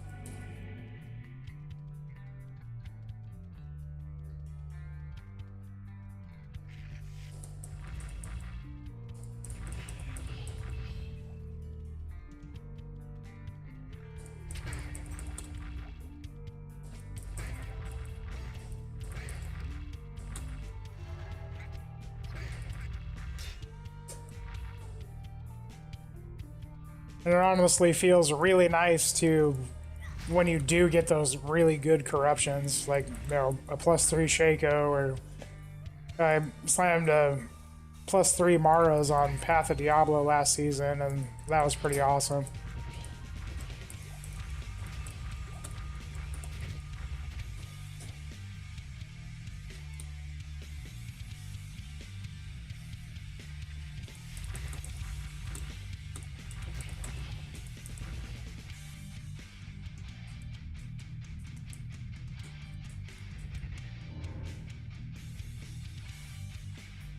My poor Shadow just keeps getting stuck on stuff and disappearing.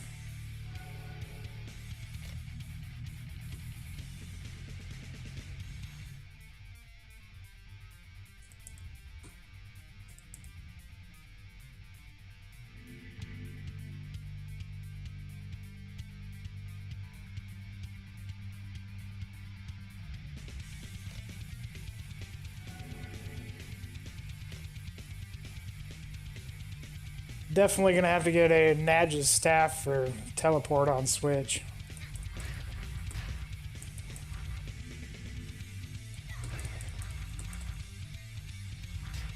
Have one on a mule, I just need to actually get it and then have high enough level to use it, so. What?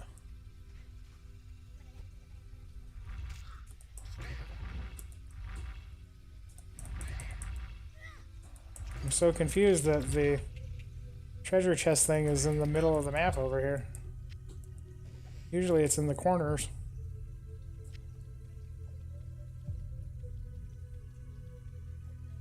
And now I have to go all the way back around. So that's fun. Actually, I will be right back, guys. I gotta use the restroom.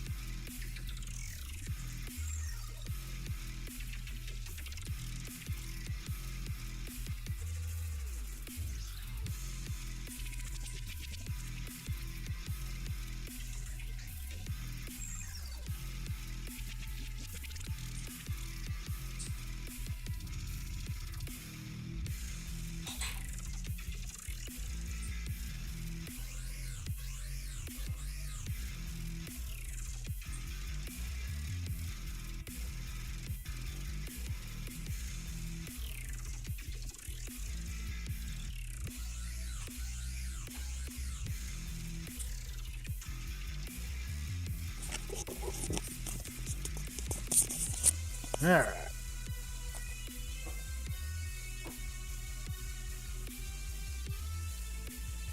And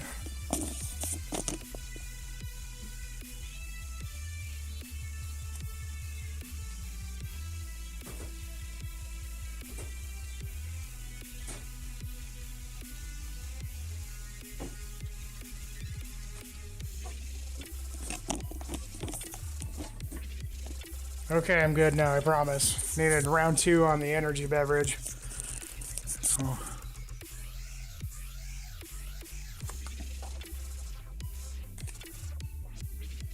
Okay, yeah, we're about halfway through, so there was a good little intermission there.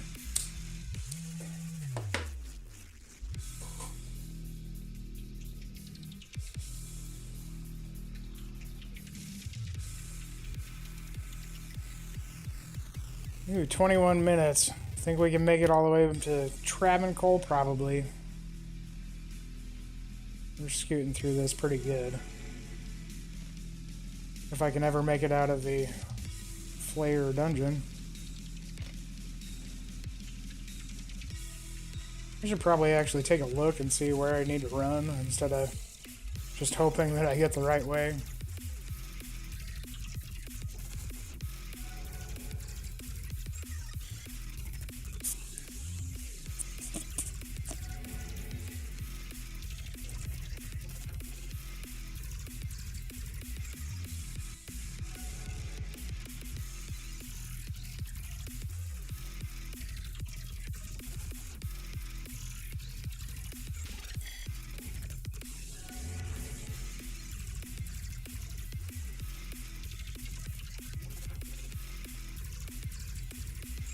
Gotta love the move speed bonus from versus speed. Although I'll probably end up using Fade through Hell mode until I... Fade is such a good skill with the reduced curse duration, the resistances, the physical damage reduction. It's just hard to pass it up.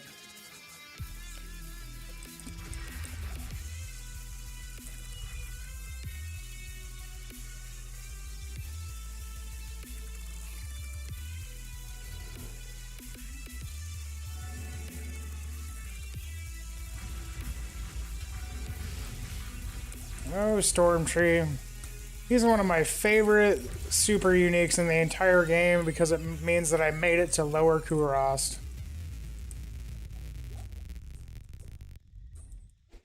Oh, the first area there. Hey, another Eisenheart sword. I think that's the third one tonight, guys. But I think my biggest issue with Act 3 is the jungle area, and then I really don't like the sewers. The sewers are huge. Undead Crown. Sewers is huge. It has Stygian dolls, a lot of walkways and dead ends, and I just don't like it. But I think once we find the waypoint here, we're gonna have to go vendor some stuff.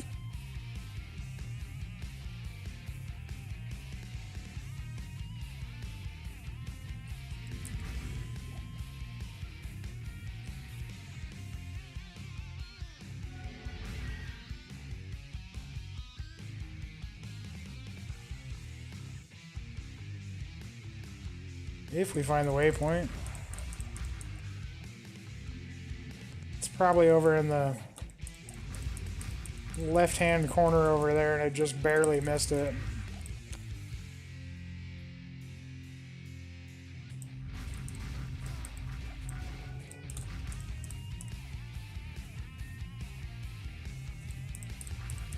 Doom apes.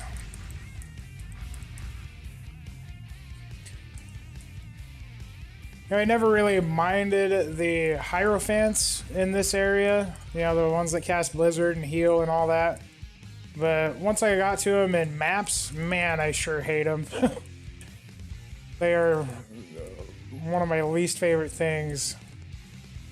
The Hierophants and the Succubi are just awful.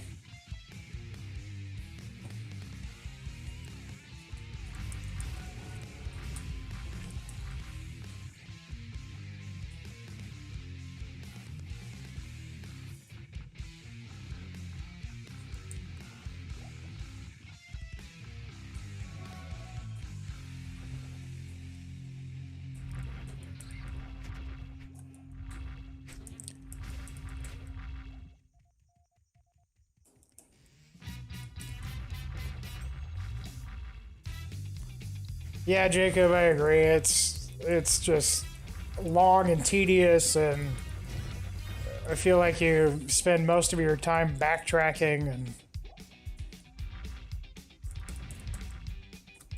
you know, there's not even any skill point quests here. You get the stats book and then your Jade figurine quest for some hit points, but I mean, at least throw a skill point quest in here or something to make it feel more worthwhile.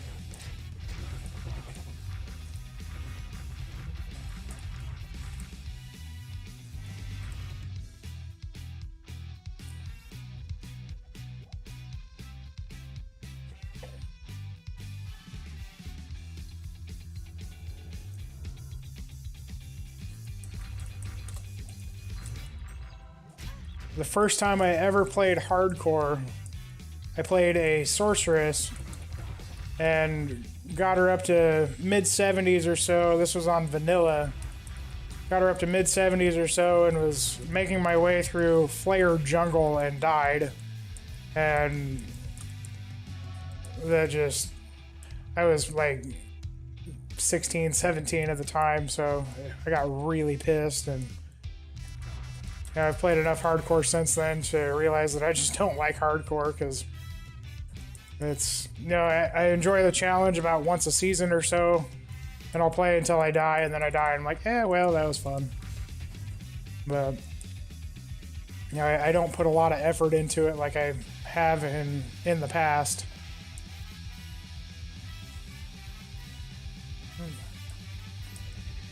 Let's go see if that's the temple thing that I need. Nope.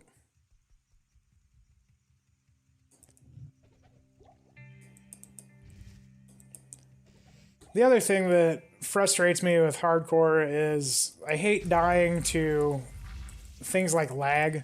You know, if it's my fault that I died because I was being impatient or something like that, that's one thing. But when I randomly like disconnect and come back to a character ripped, it's so disheartening.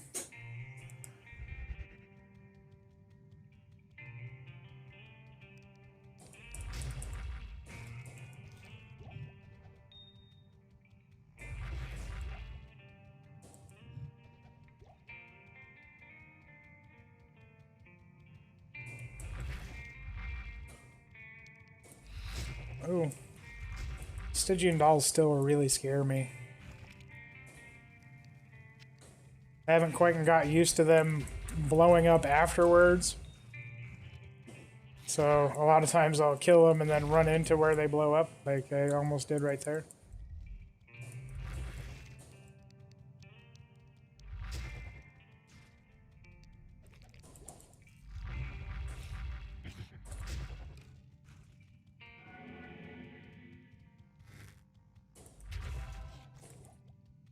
Oh man. I love this little mazy area.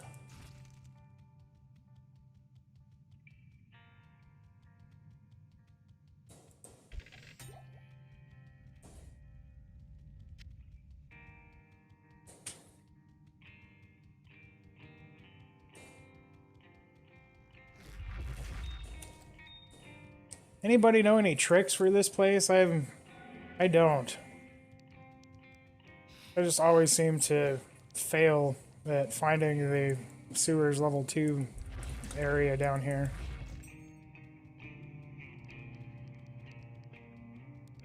Now I've got Endurance of Hate down pat, and you know, Worldstone Keep and Countess and all that. Now I know all the tricks to those places, but I never have found any tricks for this one.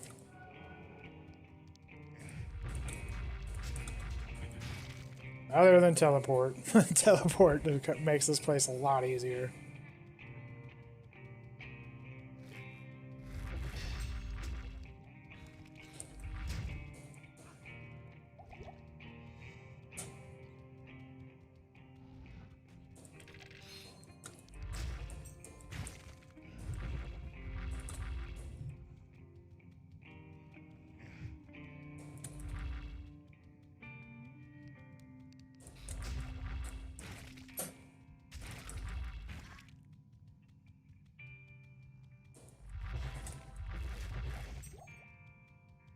Oh, there was a little conversion noise again. I wonder if the Shadow Master cast it.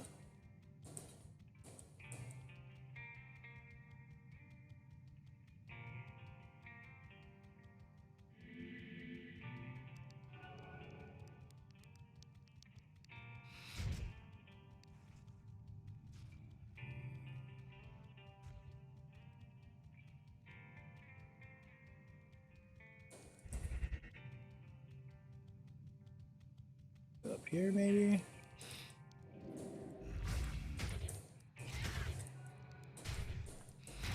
Ooh, that was cool.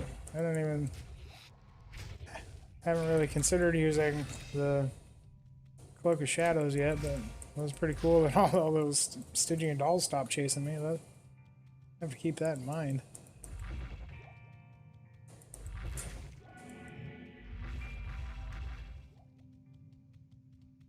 Yay! We found it.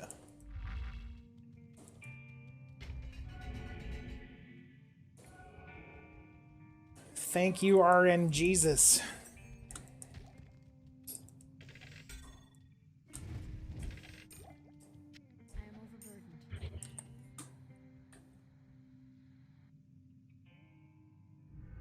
I should probably keep that for making a Lobby Necro. I've not back in loot, never forget.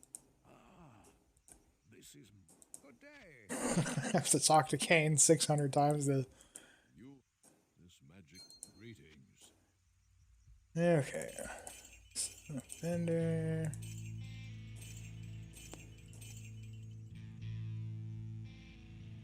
Magic Ring does me no good either, Ormus.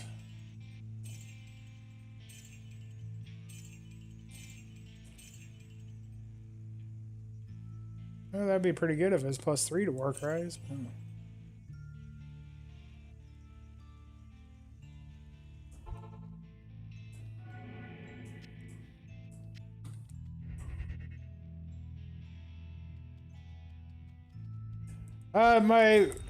My goal is to run maps on it, but you know, really I'm just kind of trying to make, well, eventually make one of everything just to try out all the different builds. But my goal with the Mind Blast Assassin was for mapping, and I probably will try to do Ubers on it just to see if it's possible, and go from there. But I really enjoy mapping, and so I'll probably make her mostly for mapping. Good day. Yes.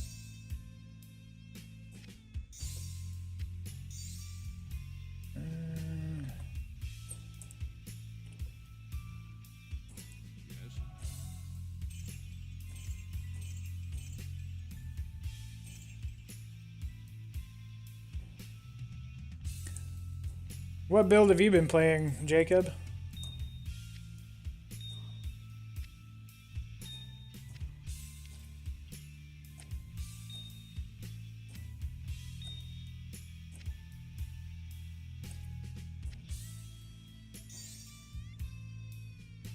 Oh, hey, I'll take that. All right.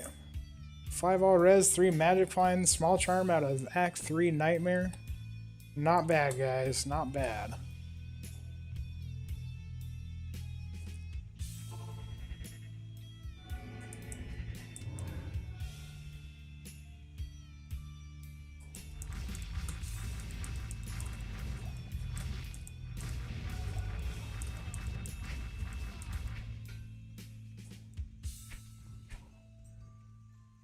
Three AGN. What is AGN? Oh, Armageddon.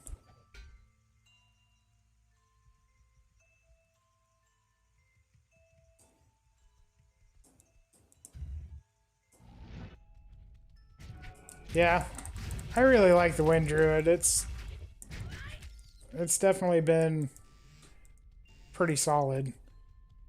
I haven't tried full summoner since they fixed the Spirit Wolves and Ravens. So I'll probably give that a go again at some point in time, but I really like the Wind Druid. Oh. I wasted my gem shrine because I wasn't paying attention.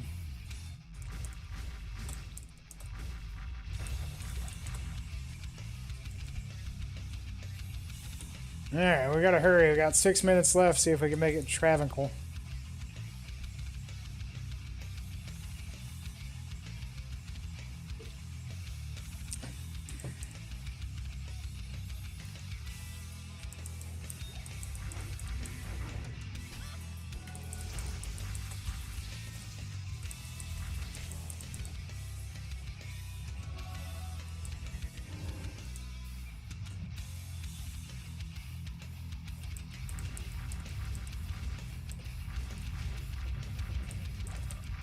You know, I'm not sure. This was... I'll probably... Next time they do a reset, I'll probably start out with Sorceress.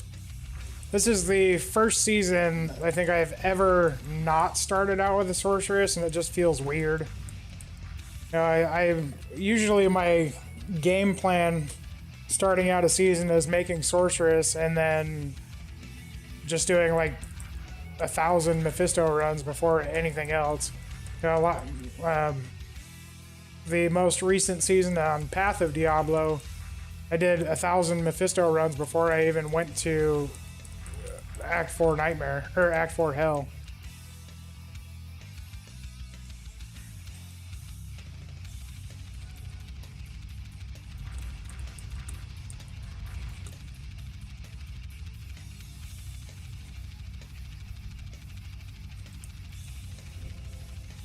So, it's pretty likely I'll make Sorceress, but...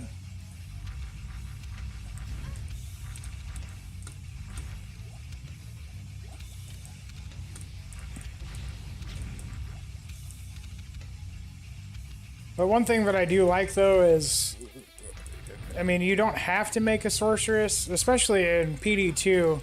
I mean, because you can farm keys on any class, and you can really farm Chaos Sanctuary on any class, so I mean, as long as you're able to farm Chaos Sanctuary, you know, you don't have to do Mephisto runs.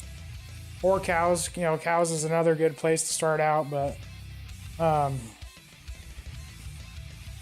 I just really enjoy farming Mephisto. You know, that's all I can say about it. I sure hope that PvP gets good. That was one of my favorite parts about vanilla Diablo 2 was PvP. Then I played Path of Diablo for quite a while, to the point where I kind of forget it's even part of the game because there's literally no PvP in Path of Diablo. So, you know, I haven't done any PvP in Project Diablo 2 yet. I haven't really heard much about it yet, but I think it'll take quite a while before they get it even remotely balanced. But I think right now people are just trying to figure out what builds are good. You know, it's still in the like very early stages, and you know, people don't even know what's good yet. They're just kind of stumbling on new builds that are really strong, like Mind Blast Assassin. Who would have thought that, you know? But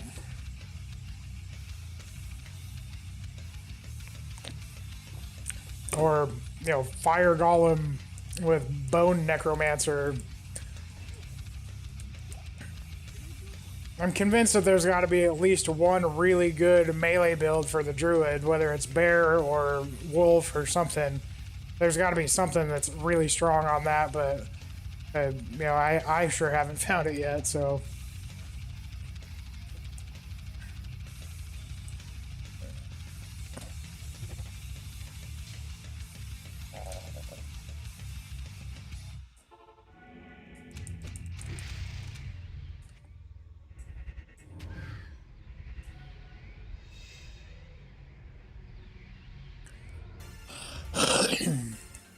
You know, and it's... I'll probably have to kill the Travancore again, but that's okay. But, you know, once everybody figures out all the good player versus monster builds, then it's going to be a whole new test phase of trying to figure out what's good for PvP. and then, you know, they're not going to do many balance changes for PvP until it becomes a big thing.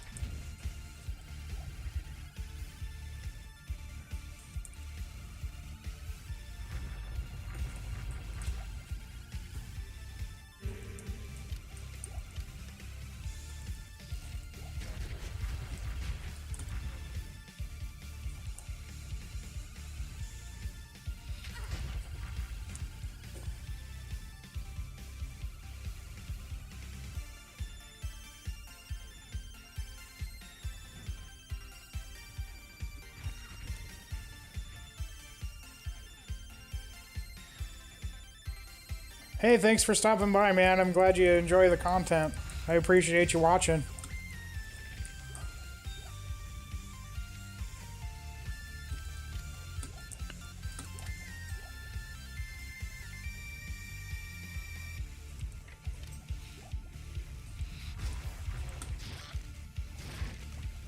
Oh.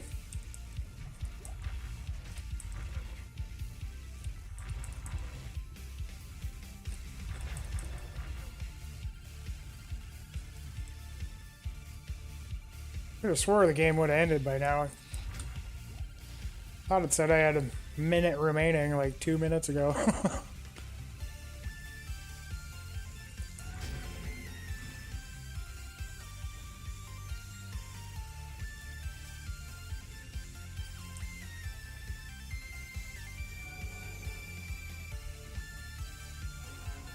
Yeah, there it is. We find the waypoint.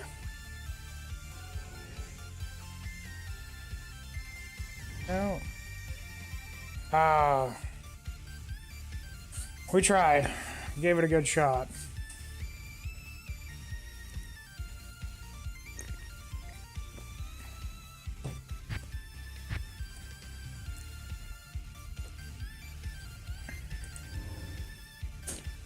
Oh, traveling goal's a good start, good place to end it at, I guess, for server shutdown.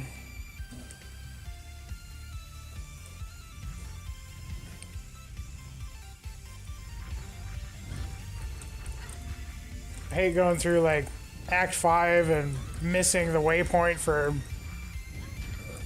the area plateau or whatever it is, and you know, you're just getting into like the crystalline passage and the server resets and you have to start all the way back at like Frigid Highlands. Hate it when that happens.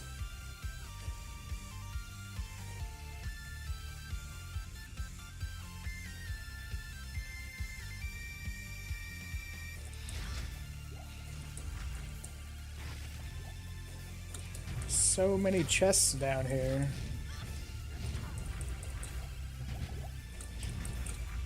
Ooh. Stygian dolls and amp damage is not a good combo.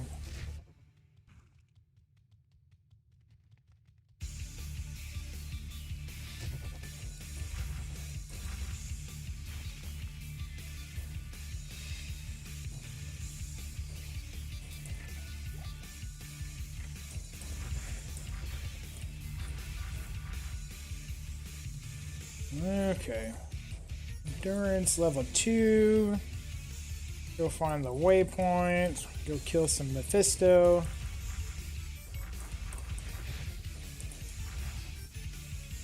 Demon hide boots.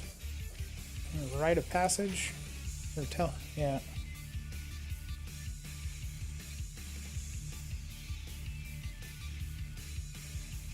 Yeah. Leave Saigons on him. Saigons is so good, even just the 2-piece on mercenaries.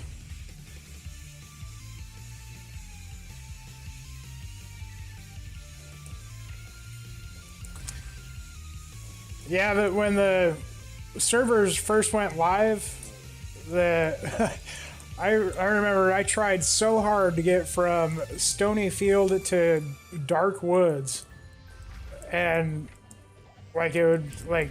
I mean, it took me like 15 games before I was even able to get to Dark Woods, just because the servers would reset and they would, you know, I would have to go back to Stony Field and find the underground passage again and make my way through there. I mean, it was so bad, but I feel like the dev team has really done a good job of trying to get the servers up and keep them stable. And I mean, the dev team has just done so good overall.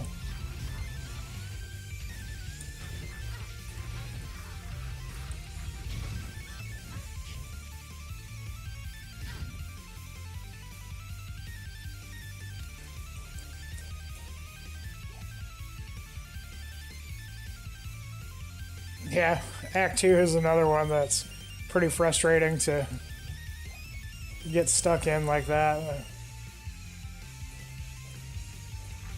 I'm glad I wasn't trying to get through Act 3, because then I probably would have just quit. Screw this game. Hate Act 3.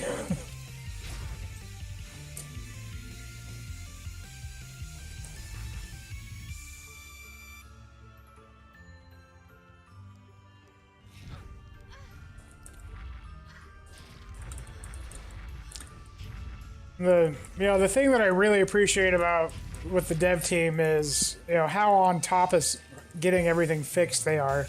They put in so much time and effort into fixing bugs and glitches and all the stuff that people are bringing to their attention. They actually fix. And I mean, there's been a few things like here and there with javelin upgrade bug and stuff like that they haven't quite figured out yet, but at least they let us know that they're still working on it and it still doesn't work. And I have nothing but good to say about the entire dev team. I really appreciate all that they do.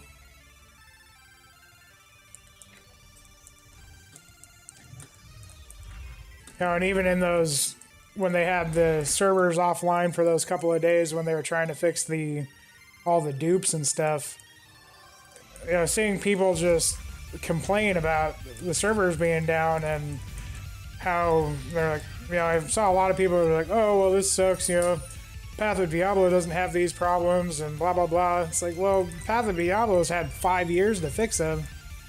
They've had like a week here. And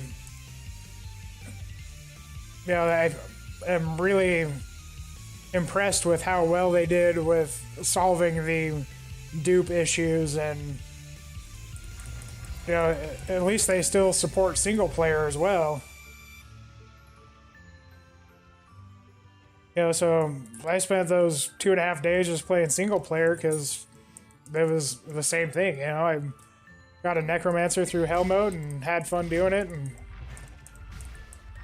I don't understand why people were so upset about the servers being down when it's such a new mod.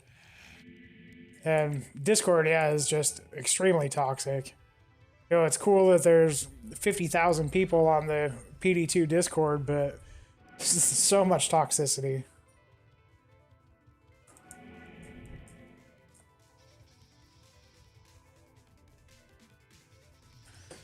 Alright, then we find... Okay.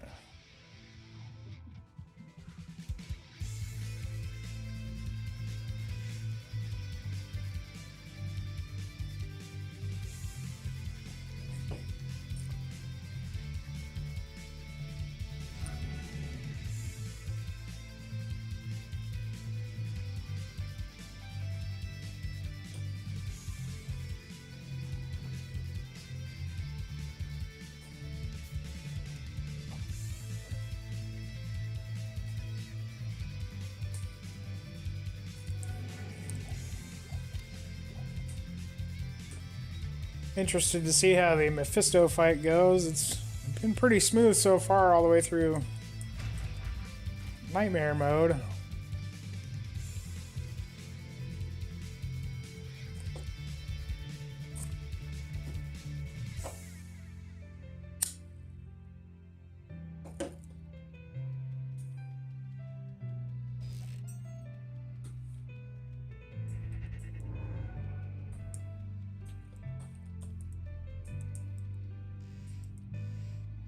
Wow, there's a pretty long cooldown on Shadow Master. I haven't realized that yet. Better make a town portal just in case.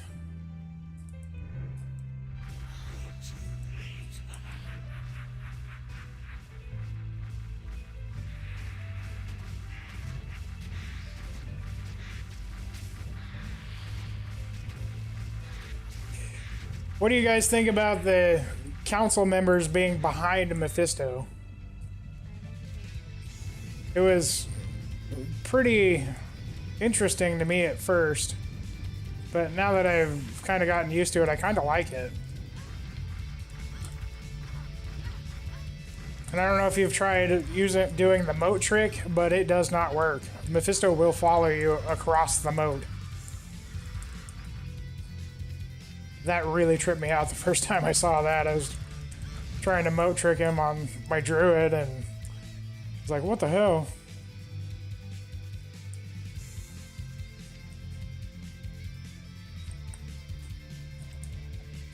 What is this guy? Minotaur.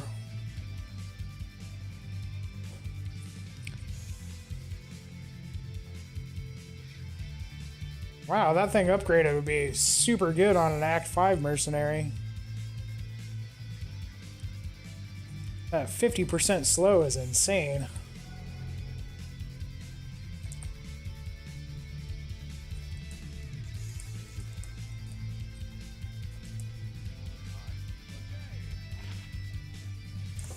Alright, so that's upgrade there.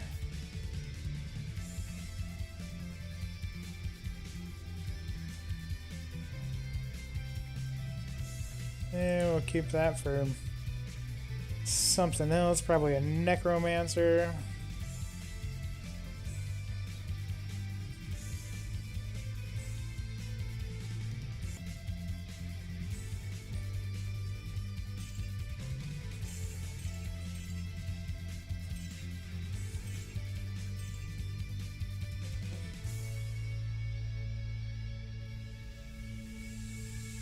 Dexterity, energy, life, mana, light, radius. Yeah. I think I'll keep my +3 to shadow disciplines.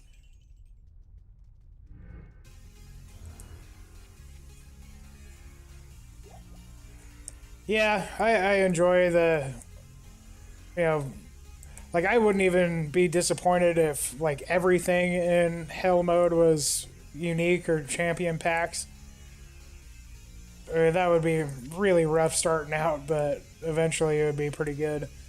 And I really like you can actually get a map mod that increases monster rarity, so you have more champion and unique packs in maps than normal. And I really like that mod. I haven't seen it on a lot of maps, but it's pretty awesome when you do get it.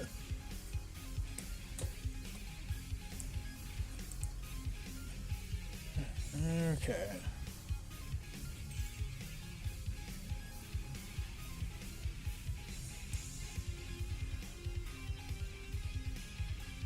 Alright, Act 4 time, guys. I like Act 4. It's always been my favorite act. I don't know if that just comes from playing Diablo 2 Classic before they had Act 5. But I really do enjoy Act 4.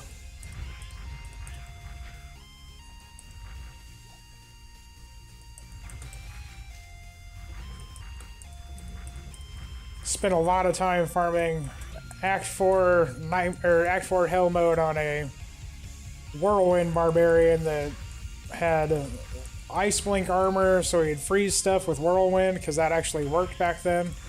And then if you procced Crushing Blow on anything that was frozen, it one-shot them. So it was like one of the fastest farming builds in the game was Whirlwind, as long as you had Ice Blink and some form of Crushing Blow. Oh yeah, absolutely. I haven't tried Ubers yet, but once I get to that content, I'll definitely make videos on it. I've haven't really felt comfortable enough with any of my builds yet to make build videos, but other than I finally got my Druid kind of dialed in, so I'm going to make a build on him, and then I will make a build on probably the Throw Barb, Mind Blast Assassin, but you know, once I start doing other content like running Ubers and stuff like that, I will definitely be doing videos on them. So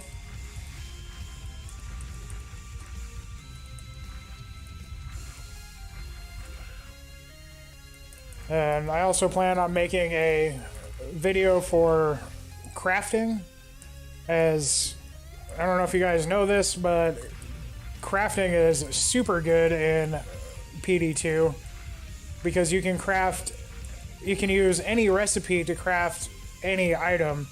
So what I mean by that is like the blood boots recipe, you know, you are only able to use greaves or whatever. Well, you can actually do any type of boots. You don't have to have a specific kind. And so you can use the caster helmet recipe to craft Druid pelts. You can craft blood barbarian helmets. And, you know, so crafting is actually super good in PD2. I don't think a lot of people have realized that you can craft, you know, blood or safety. I crafted several safety pelts for my Druid when I was leveling, just to have the added survivability, and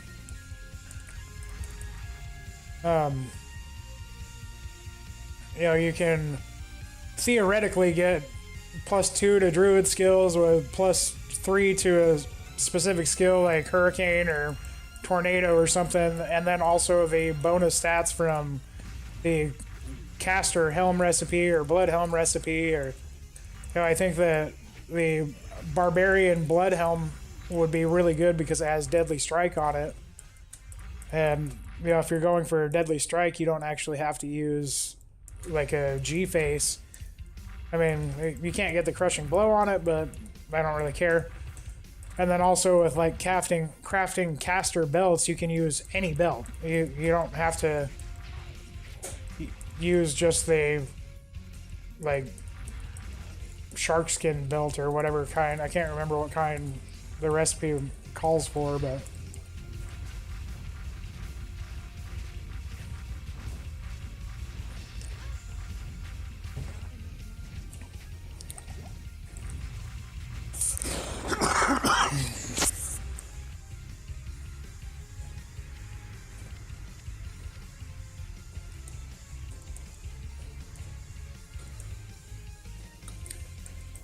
alright, let's go get our skill points.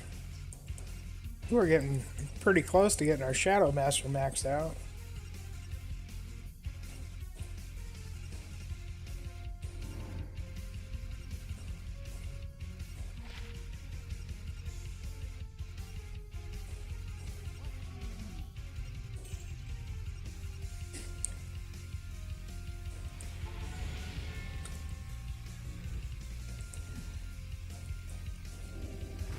I'm also a huge fan of caster belts, and I think that they're even better now that the Arachnid Mesh has between 10 to 20% faster cast rate. I think Gloom's Trap is another really good caster belt now too, because it has faster cast rate. And I've actually am using a Lenimos Sash on my Druid that I upgraded to the tier 2. That's a pretty good belt. Hard to argue with all resistances, regen, and faster cast rate on that.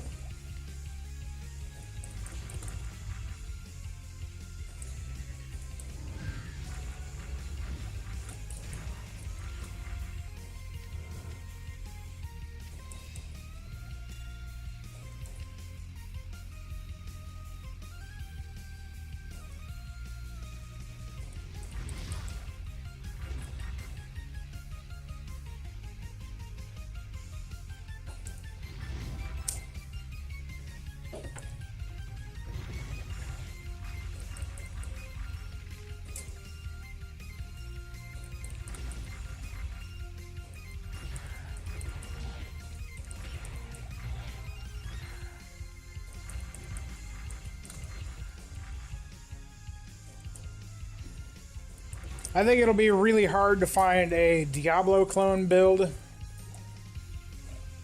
that is really reliable to do Diablo clone with. Like, I feel like Diablo clone in this game is much more than just a tank and spank unless you're glitching him with pets and stuff.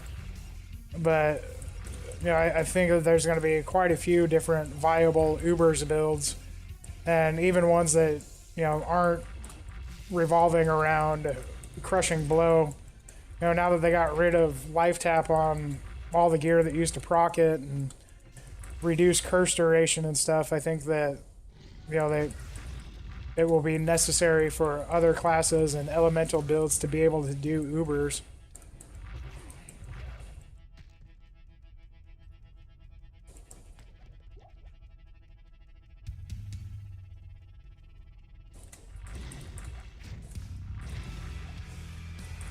Hey, what's up, Chuba? How are you doing tonight?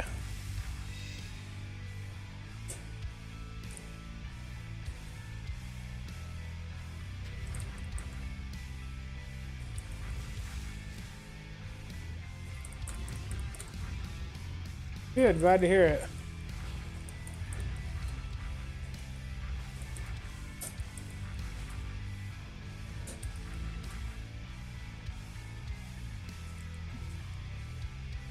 Oh, where is this? Waypoint and River of Flame. Haha, there it is.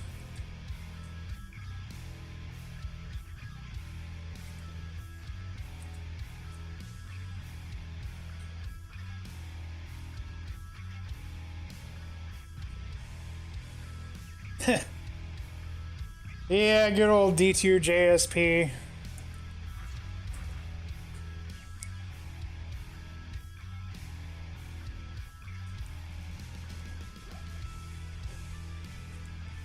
I really hope that they get the trade site thing figured out for PD2. You know, kind of afraid of even mentioning JSP because you don't want to get banned, but it's, you know, people used JSP for trading for a reason. It was pretty good, really. I haven't even tried the Reddit thing. I just haven't even been trading. You know, I've just been kind of sticking to solo self-found type stuff, and yeah, that's kind of frustrating. I haven't really found anything worth anything, so I don't have any value to lose, but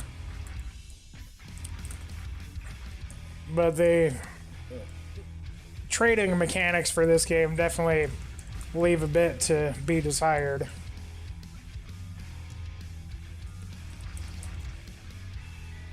Oh yeah?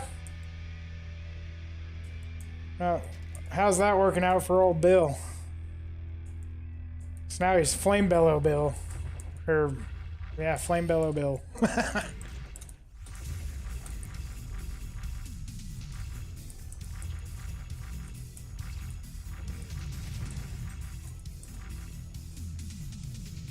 Was it really?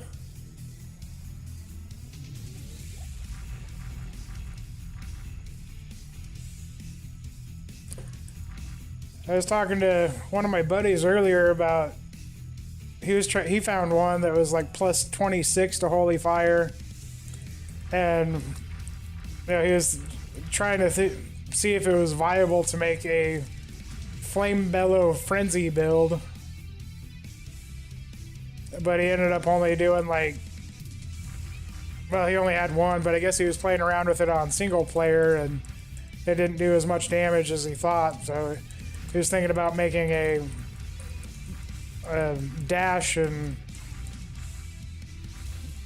charge paladin that used it and then used the elemental or salvation to increase his elemental damage.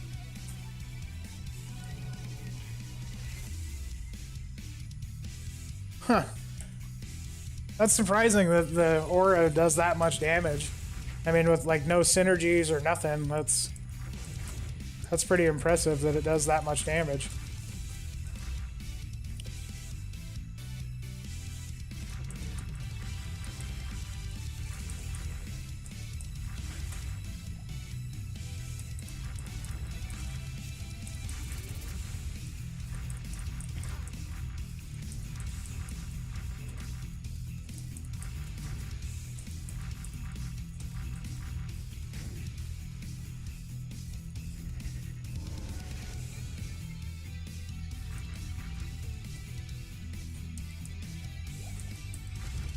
I mean, if you've got a noticeable difference, then it's obviously doing something.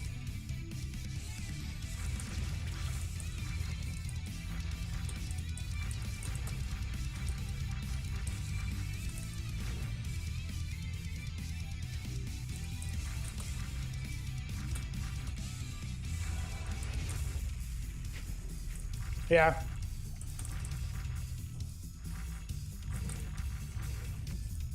Well, that's good. You know, I'm glad it's working out for you. I haven't found one yet. If I do find one, I'll definitely give it a try. But I haven't found one yet, so.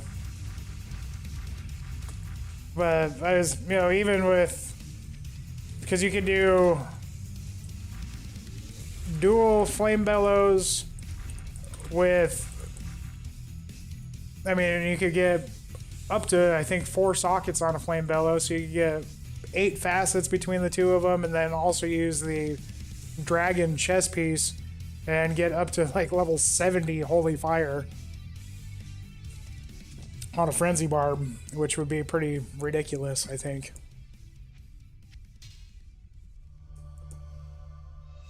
Alright, Forge, give me something good. Hey, an Rune. Alright, I'll take that. I'll take those any day. That is the first one I have found in PD2 so far. Found 2 Sur runes, 2 Vex runes, a couple Ists, and a Gull rune, but I have not found a rune yet. Or a Mal rune. I haven't found a Mal either.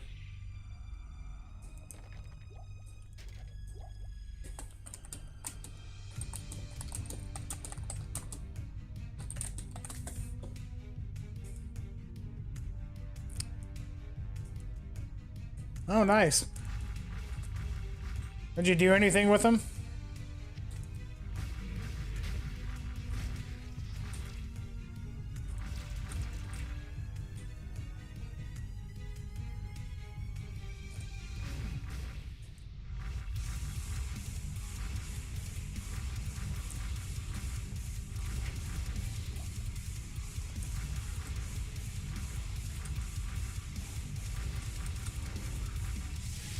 What are you gonna try and trade for? Like Bramble or,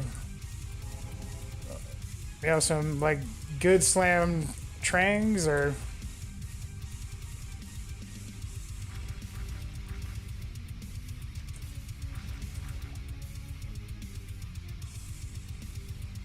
Yeah, I'm pretty happy with that Hellforge, Jacob. That was a good one.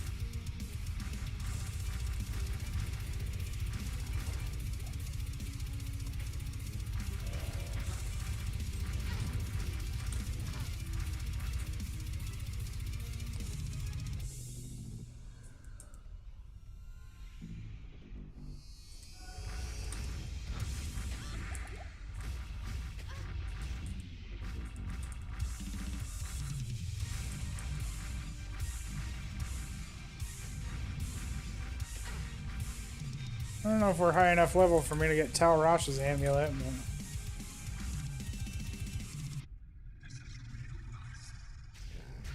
but... Oh, yeah. Yeah, Death's Web is pretty... That's definitely a good thing to have on a Necro. It's been such a long time since I've seen Death's Web drop.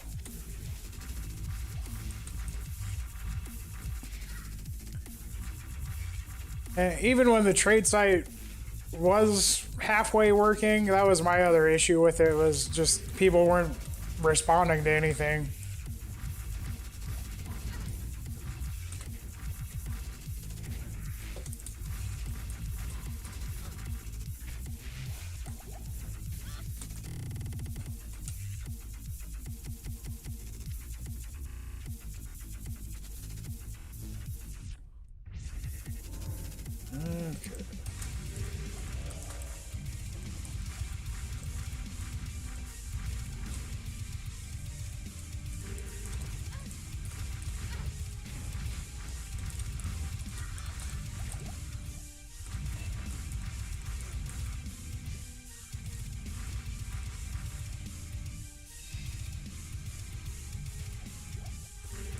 Yeah.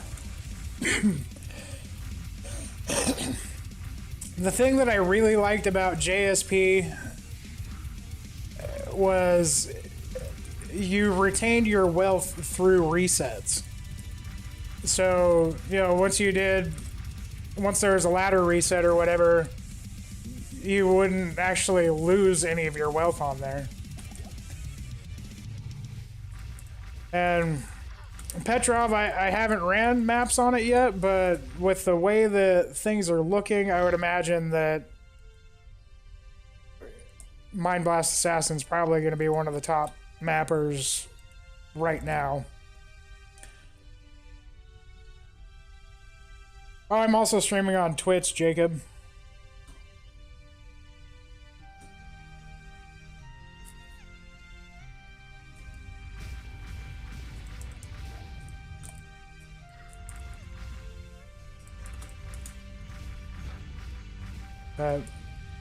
As far as mapping goes, Petrov, all I've really mapped on has been a Wind Druid so far, and it's actually been pretty strong. I think Wind Druid is definitely up there as far as mappers go.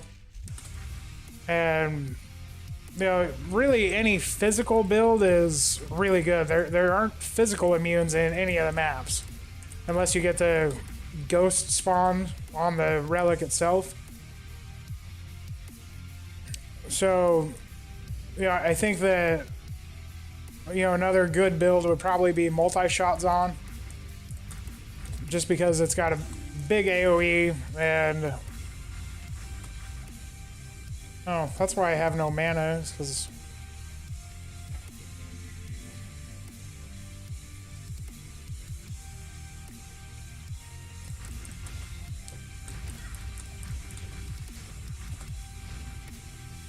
have you tried out Fend at all? Like, I've been curious as to if Fend would be any good for Amazons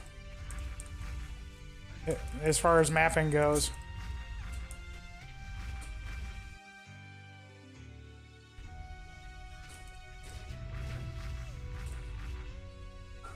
My Twitch is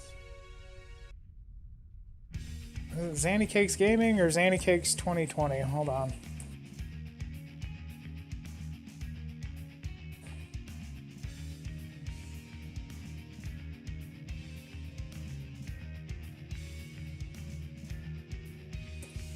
So Zanny Cakes 2020 is my Twitch, Jacob.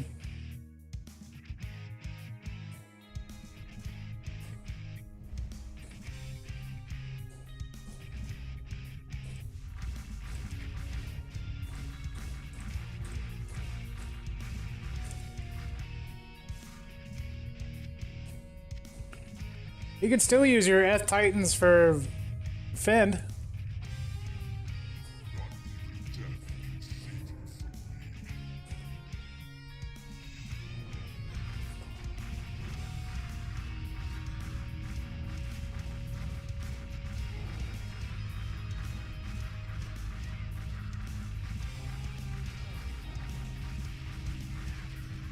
Oh, Wahid, don't die.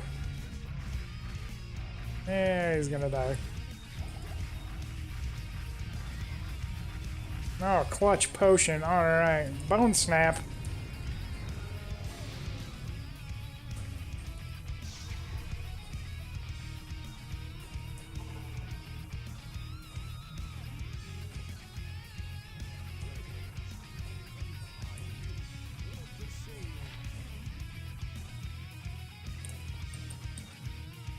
Alright.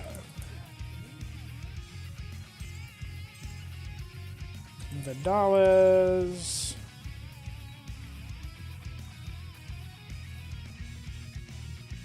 Poison skill damage with life leech, huh? Those aren't bad. Be good for those poison Zons. Hey, thanks for the follow. Oh, snap. That's a perfect enhanced damage bone snap.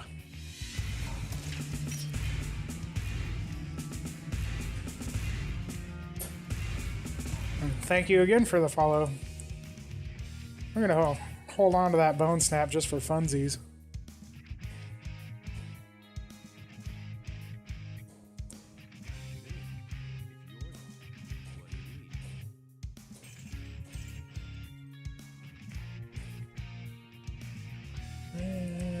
Let's make all these guys stackable.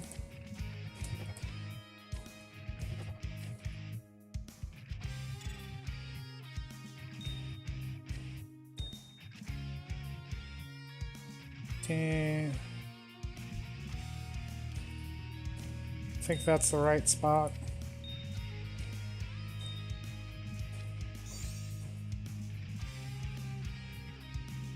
Oh. Yeah, I've been trying to get it out there. I'm still really new to both YouTube and streaming, so I've been trying to include my link in descriptions and stuff to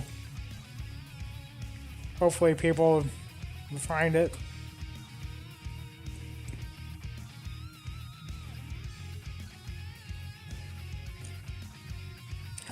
Alright, Act 5, here we go.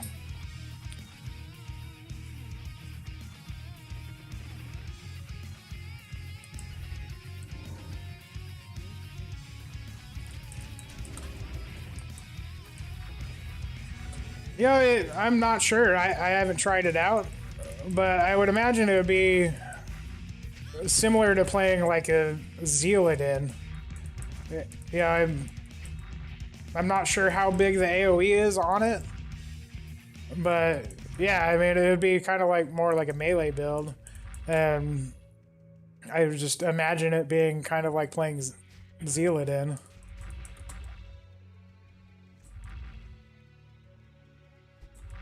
But I have nothing against Zealadins other than the fact that you can't put it on right click. I hate not being able to put skills on right click.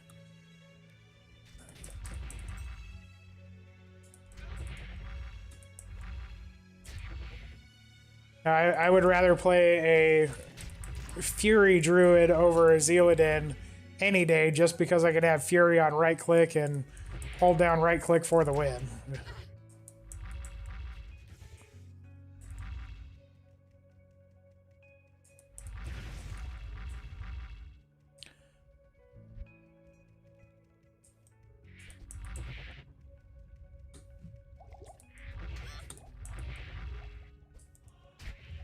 What did they change in Javelin Mastery that would make it harder to stack IAS?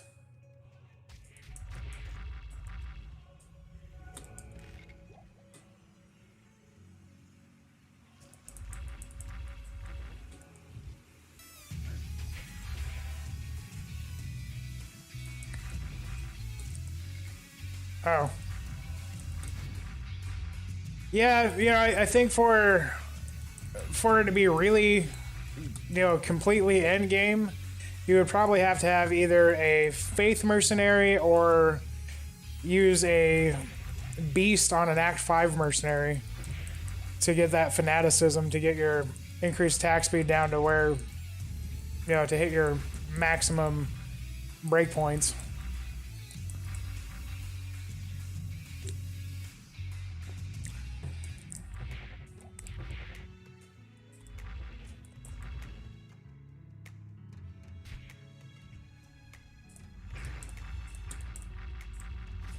I didn't even realize that the Javelin Mastery added increased attack speed before.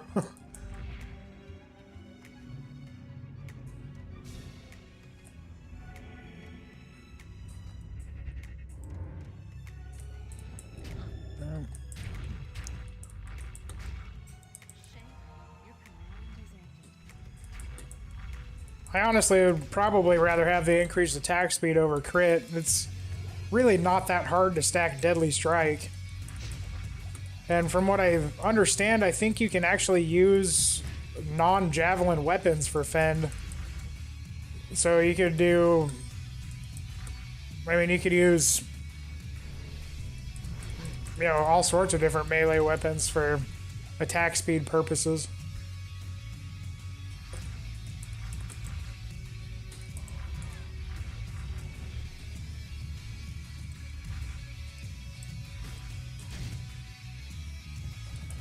But I mean, that doesn't really help you right now having your ethereal titans, but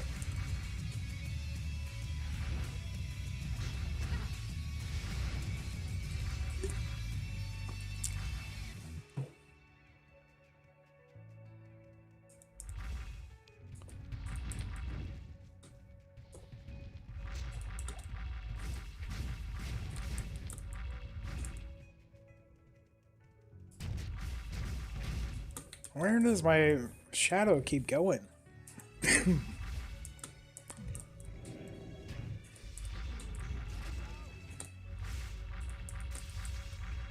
I guess we'll save all these guys. Get our free runes.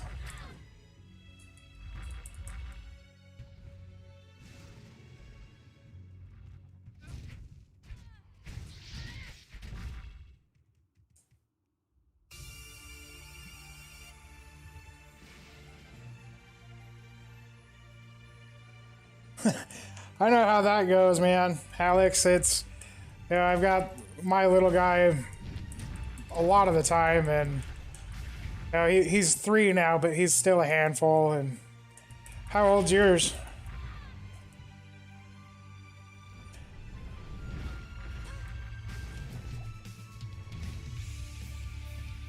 And no, that's pretty cool that they found Tyrael's Might.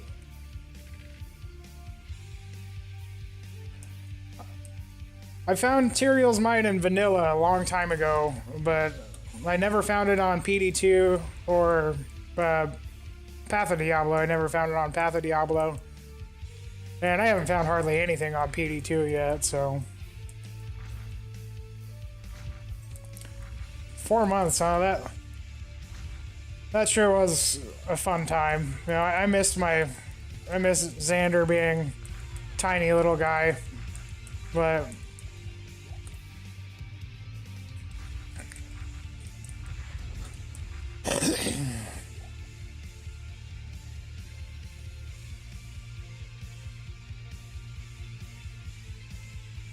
I don't think the percentage chance to drop is any better. You just have higher density, and then now that the tier 1 maps are level 87, they can drop, even white mobs can drop anything. So you can drop a Tyrael's Might off of a white mob in a map, any of the 3 maps. But no, it's still a super rare drop. Whereas, you know, in the level 85 areas, only the champion and unique packs can drop it.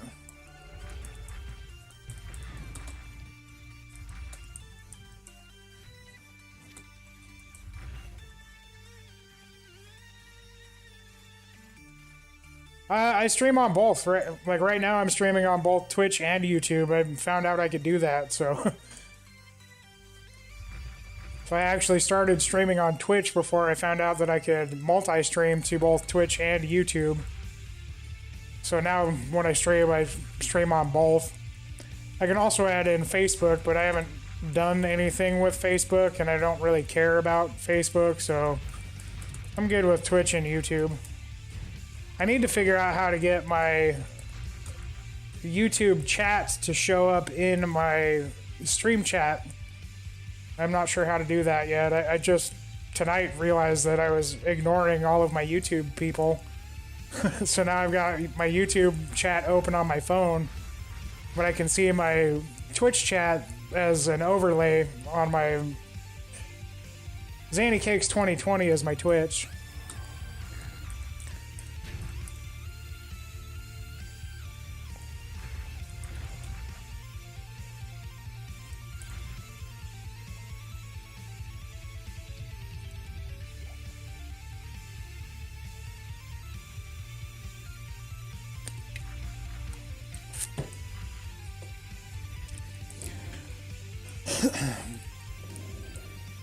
Alright guys, we gotta figure out a name for my Shadow Master. What do you think a good name for a Shadow Master would be? Just thinking Myrtle.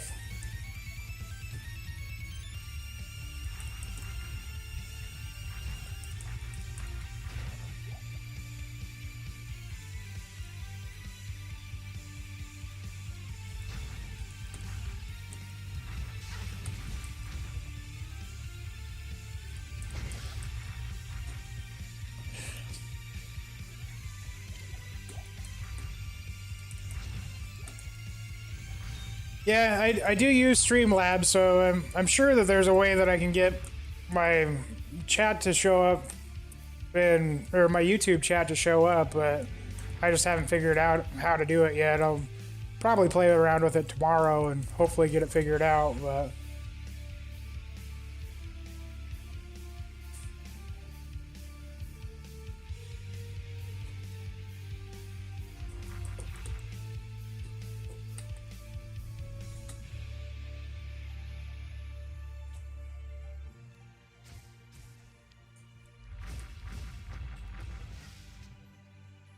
see, did we say all? Okay, yeah, we got all the barbarians.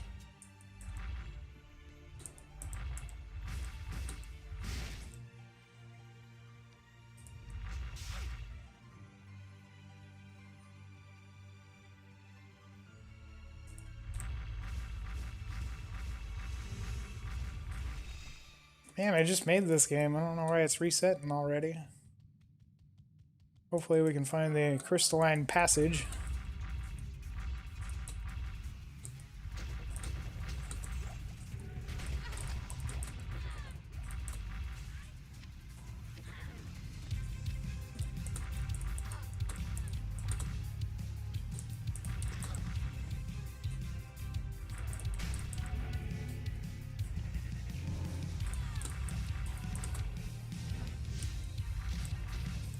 I love these evil urns.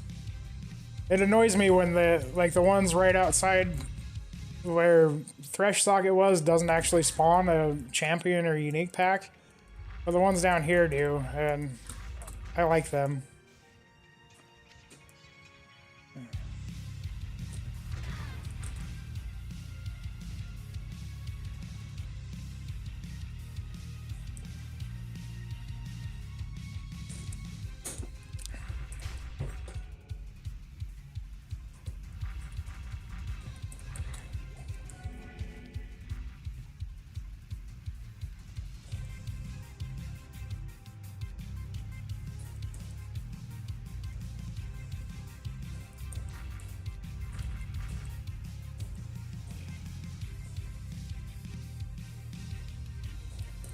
Yeah, I've really been liking the Mind Blast Assassin so far. She's been doing pretty good. Now I'm interested to see how it goes going into Hell mode. But I'm really happy that I have high damage, both physical and magic damage, because I kill the vast majority of stuff with Mind Blast, but having Psychic Hammer to be able to kill physical immunes in Hell will be really helpful.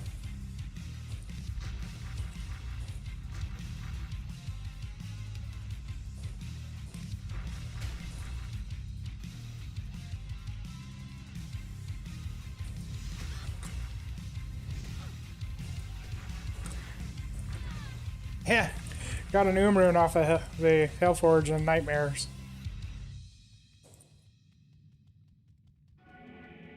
My Druid got IO off of his Hellforge, like the actual Hell mode one.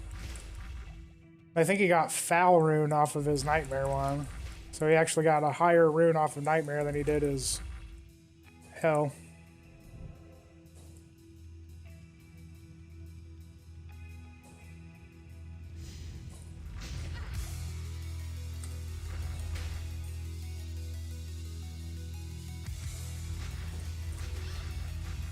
Ow.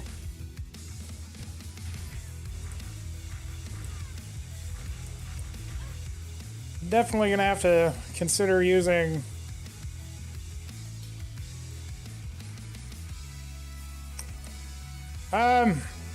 so I want to go Shaco, probably a crafted caster amulet, and then dual wield Shadow Killer Cestises. I'm not really sure on armor, either depending on how I'm doing on resistances, either Chains of Honor or no, actually I've got a Natalia's that's got 3 open sockets and 3 to shadow skills.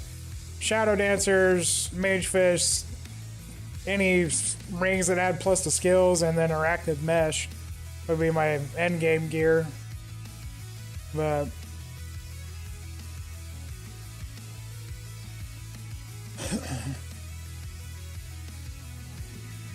I still need to get another. I've got a Shadow Killer Battle Cestus in my stash, and then I found a 3 open socket. Well, since this game is going to go poof here in just a minute. So I've got perfect roll as far as the plus the skills, and then sockets on the Nat's armor there. And then I got the +4 to Shadow Disciplines on the Shadow Killer. So those will definitely be part of my endgame set there. I'd like to get another Shadow Killer, or possibly if I can have the stamina to shop a +6 to Mind Blast Claw. I don't know if I really want to put all the time into doing that, but yeah, the 20% faster cast rate on the Shadow Killer, along with the 4 to skill possible +4 to skills and huge amounts of mana per kill, is just so good. So I'm gonna go ahead and make a new game since this one's gonna die soon.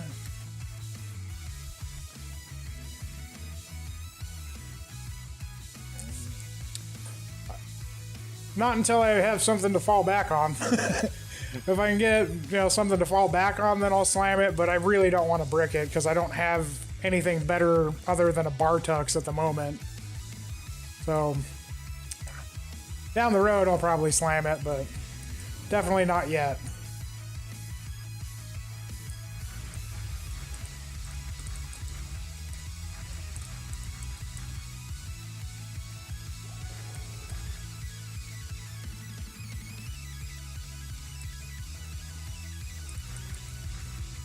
I'll also eventually slam that Natalia's too, but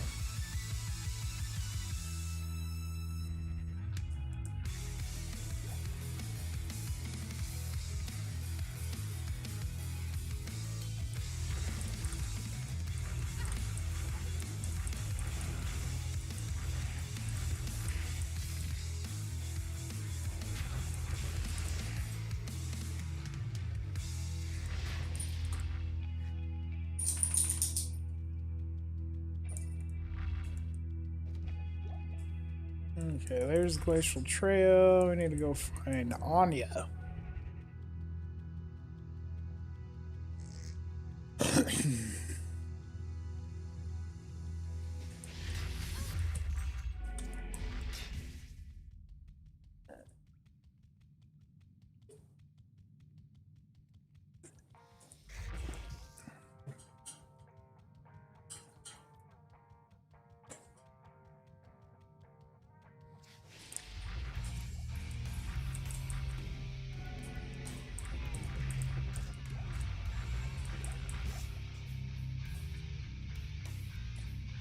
Oh, Frozen River.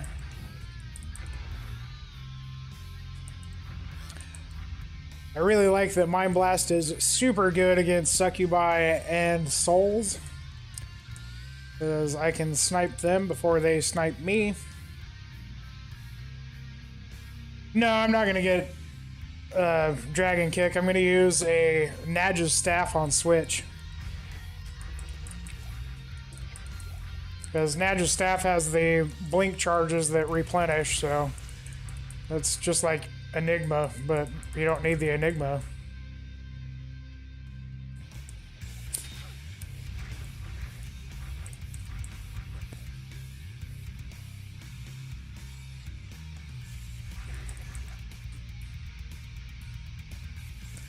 No, I really don't see the point in making a call to arms. Having the +1 to skills is the biggest benefit of call to arms. Like, the flat life and mana from battle orders is so low that it's just not even worth it. I mean, your level 8 to 15 or whatever battle orders is just not. I mean, with plus gear, or plus skills on gear and stuff, is just still such a low amount that it doesn't seem worth it. I'd rather keep Nadges on my Switch to teleport with than have an extra 80 life and mana. So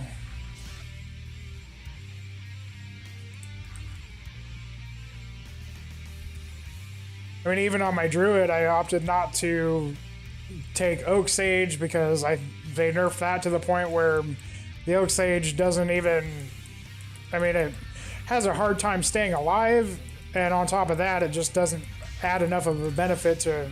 Ow, ow, ow. Doesn't add enough benefit to really put points into it. And same thing on my Barbarian. I've only got 1 point in battle orders just because it's not worth it to put the talent points into it for me.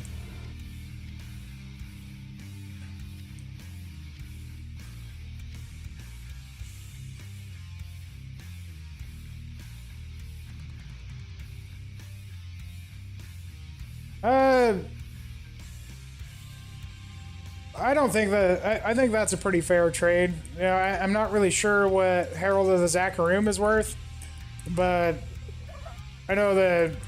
What's the damage reduction on the Shaco? Because I know that they... You know, I have a buddy that he was trading...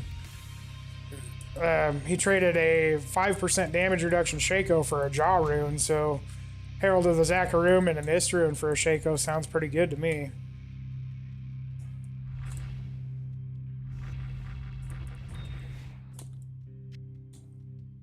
Like I said, I'm not really sure what Herald of the Zakarum is worth these days, but I know that Shaco's worth quite a bit. It's, you know... Oh, ow. Stupid glooms. Gloams.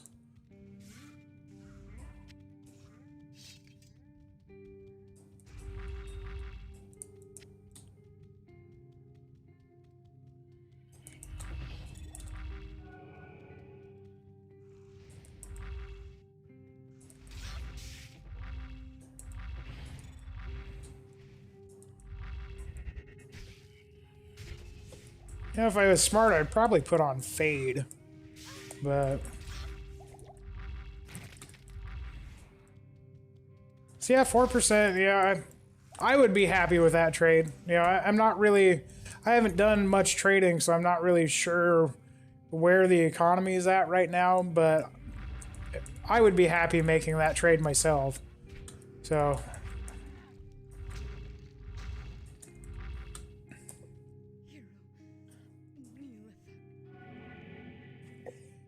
I'm on softcore, unless you're talking to Jacob, but I'm playing softcore.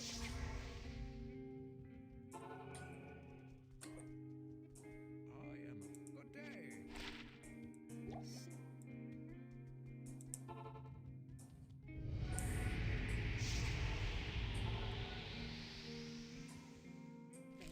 Salutations. Alright.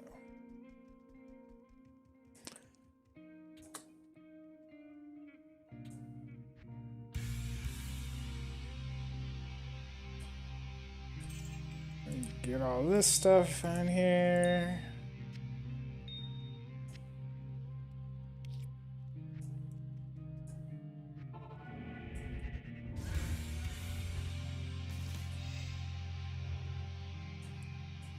Oh, I was responding to Alex saying that I was playing softcore, but I didn't know if he was asking you or me. So I just said if he was talking to you, then yeah.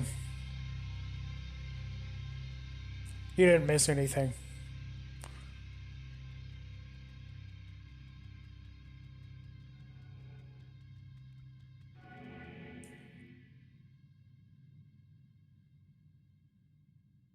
No, it's just a cigarette. I wish it was a doobie, man. I lived in Nevada State before, which I say Nevada State because I live in Missouri now, and there's a town here called Nevada, so it became habit to say Nevada State.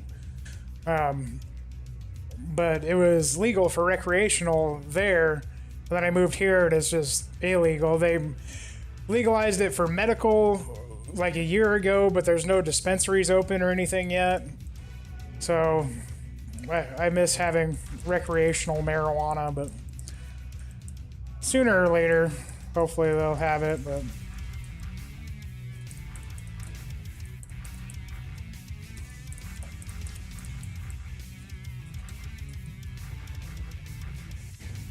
I don't know why they haven't recreationalized it just across the board.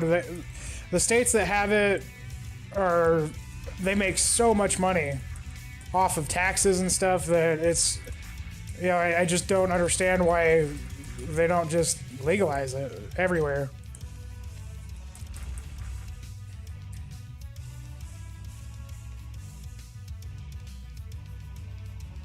They decriminalized heroin. See that I can understand marijuana. Like I don't consider marijuana to be a drug, but heroin is that seems a bit harsh to me. I've never done any drugs other than marijuana. My sister has done enough for my entire family, so she ended up in prison. Drug deal went bad, and she was in prison for 12 years for accomplice to homicide, and I really had no desire whatsoever to do any of the harder drugs. But I mean, having it decriminalized is just crazy to me.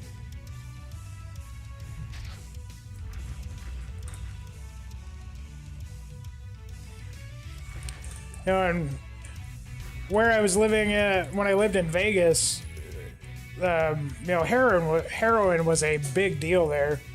I worked at a Circle K gas station in Phoenix that was really bad there. I actually had a guy OD on heroin in my bathroom. I was working the graveyard shift, and the dude died, and it was just not good. But the thing with when I was living in Vegas is pills were such a huge problem. And then, all the pill heads would run out of money, so then they'd go to heroin and, eventually OD and die. I don't understand why they would even decriminalize that. I don't agree with that personally, but I think that weed should be illegal everywhere, though.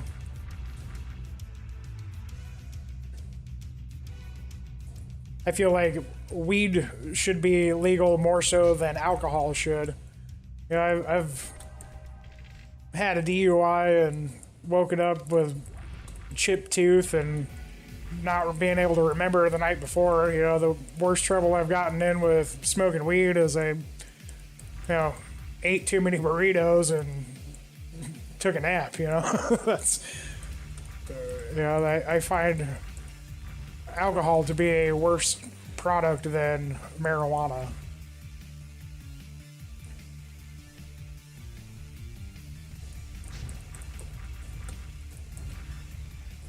Yeah, I read something back in the day after Washington State first legalized it for recreation. Like in the first year, just what they made off of taxes as the government, just what the government made off of taxes was over $500 million.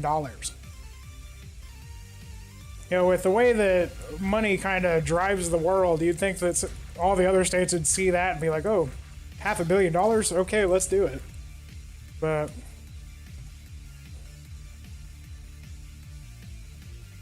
yeah, I used to, in my early to mid 20s, I struggled with alcohol quite bad. I ended up detoxing and ended up having a seizure from it, and it was just not good. And now I fell back into drinking after I got divorced for a few months, and kind of saw myself going back down that same path. And thankfully I have my son in my life to kind of be my rock to motivate me not to drink, and I've been sober for about 6 months again now. So but alcohol, I think, is just not a good thing. I've had a lot of people in my family have been alcoholics, and I've known quite a few people die from it. And You know, it's just not a good thing.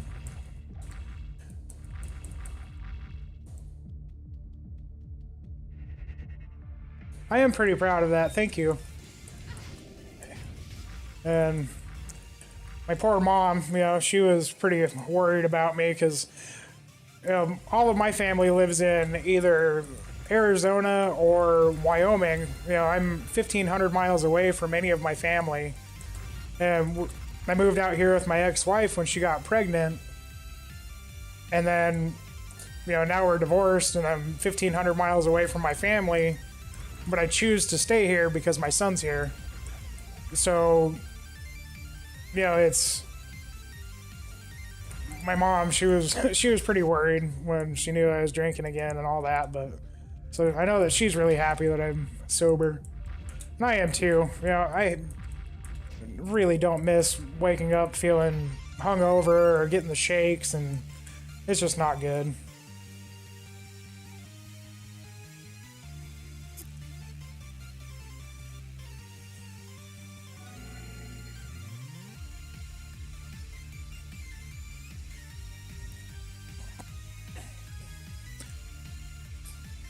And yeah, Jacob, the whole hemp thing, you know, weed was legal back in the day, and, you know, then they found that it was taking money away from other products like, you know, paper and alcohol and stuff like that, so they had the big slam campaign and illegalized it, and it just kind of stayed that way for the last 80-something years, or, well, I guess now it's about closer to 100 years. I think it was in the 20s when they illegalized it.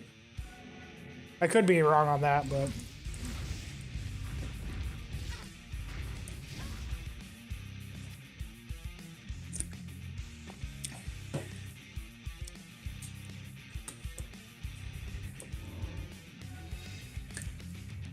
all right, where am I? I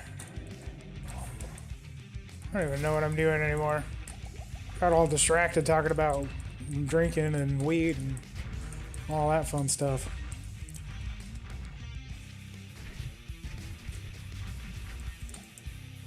Alright, so... oh, there it is. Really?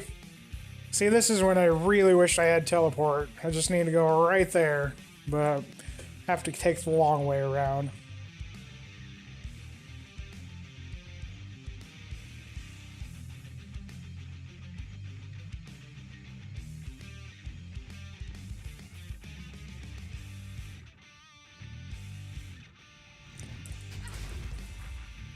That's awesome, Alex. You know, that I like to hear stories like that. You know, I've never done cocaine myself, and I know that it's very expensive and very dangerous, and you know, it's amazing how kids will just change your entire perspective on life. You know, I never really thought, you know, when I was younger, I never even like really considered having kids. And Xander wasn't exactly planned. He wasn't necessarily an accident, but you know, that it wasn't exactly planned either. But you know, he completely changed my life, and I'd probably be homeless or dead myself if it wasn't for him. And so, you know, that kudos to you for that. I'm happy to hear that you and your wife have been sober, and that's good.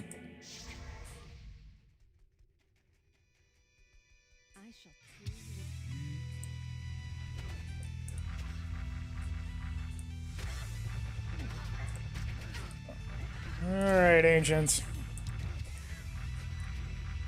Oh, Talic immune to physical. That's okay. That's why we have Psychic Hammer. Ow.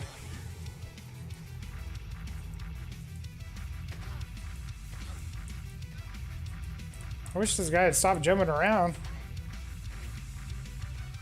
Calm down, Corlick.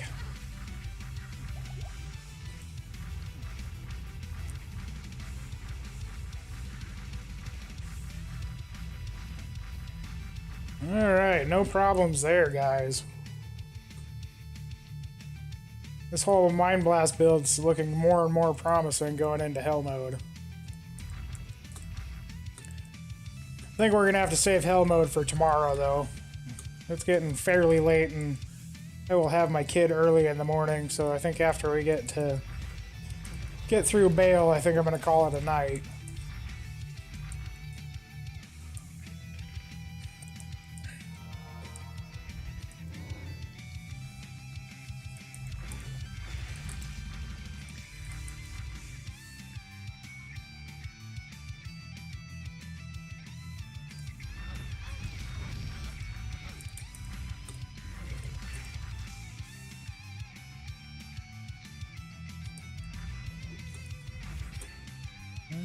Let's see. Worldstone Keep 2. Where are you?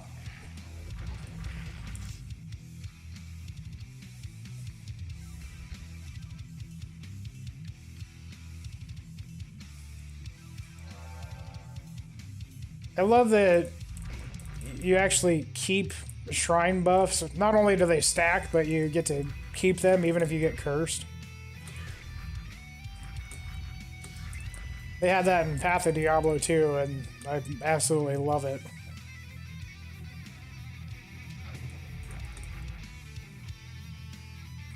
Okay, Waypoint.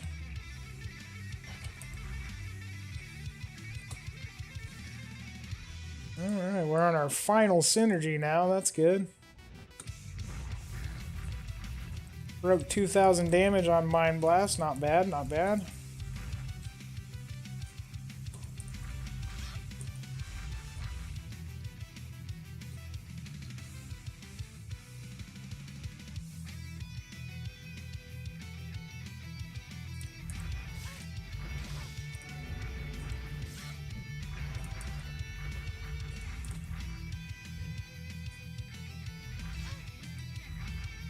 Oh, you souls.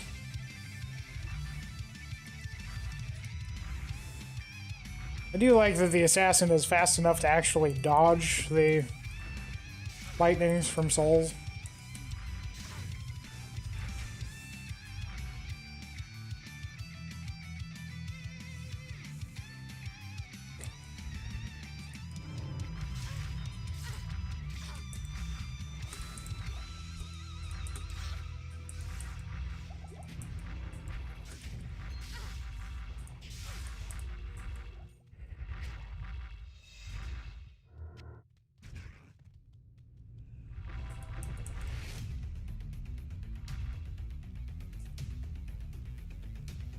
Okay. Kind of scared about Lister. I think that he might hurt me pretty bad.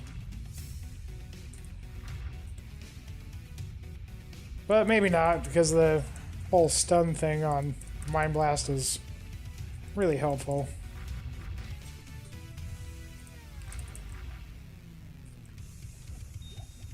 Lister is just mean, though.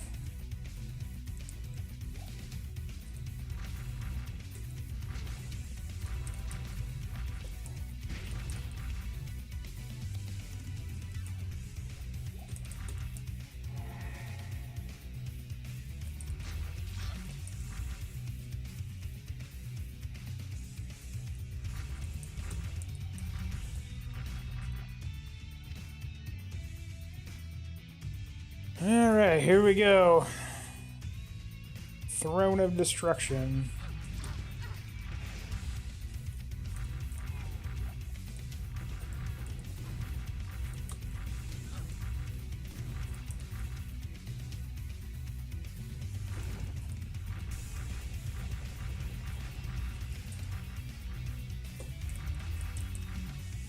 Okay.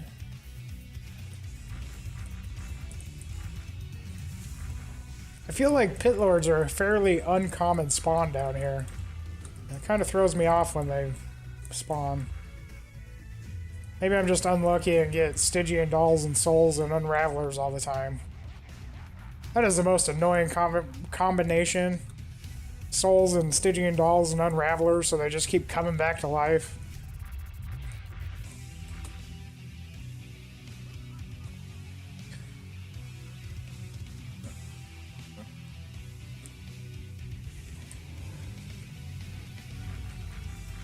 Oh, I forgot we have Cloak of Shadows for Lister too. Might have to capitalize on that.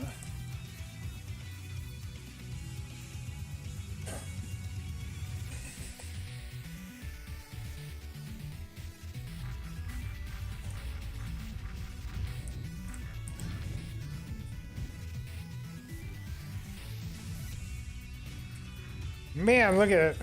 Old Myrtle just tanking those Hydras. What a boss. I like the Shadow Masters actually have resistances. I think they're about the only summons in the game that do.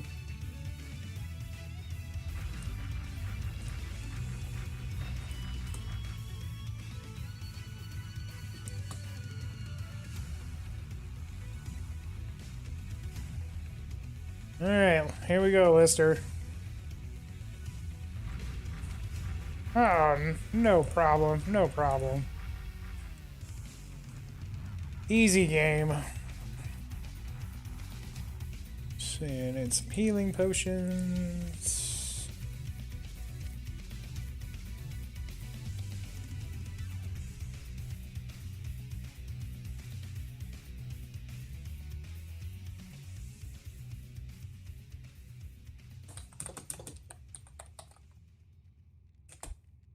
Alright, man, I got you added. So thanks for stopping by and watching, and good luck with that little one.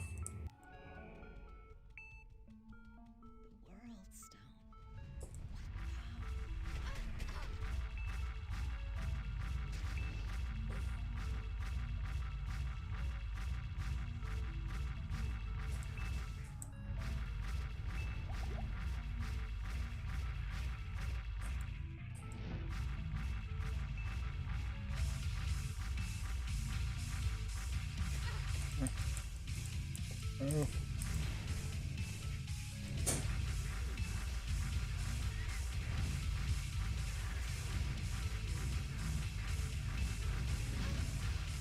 Well, I have to say the Mind Blast Assassin versus Nightmare mode was pretty successful.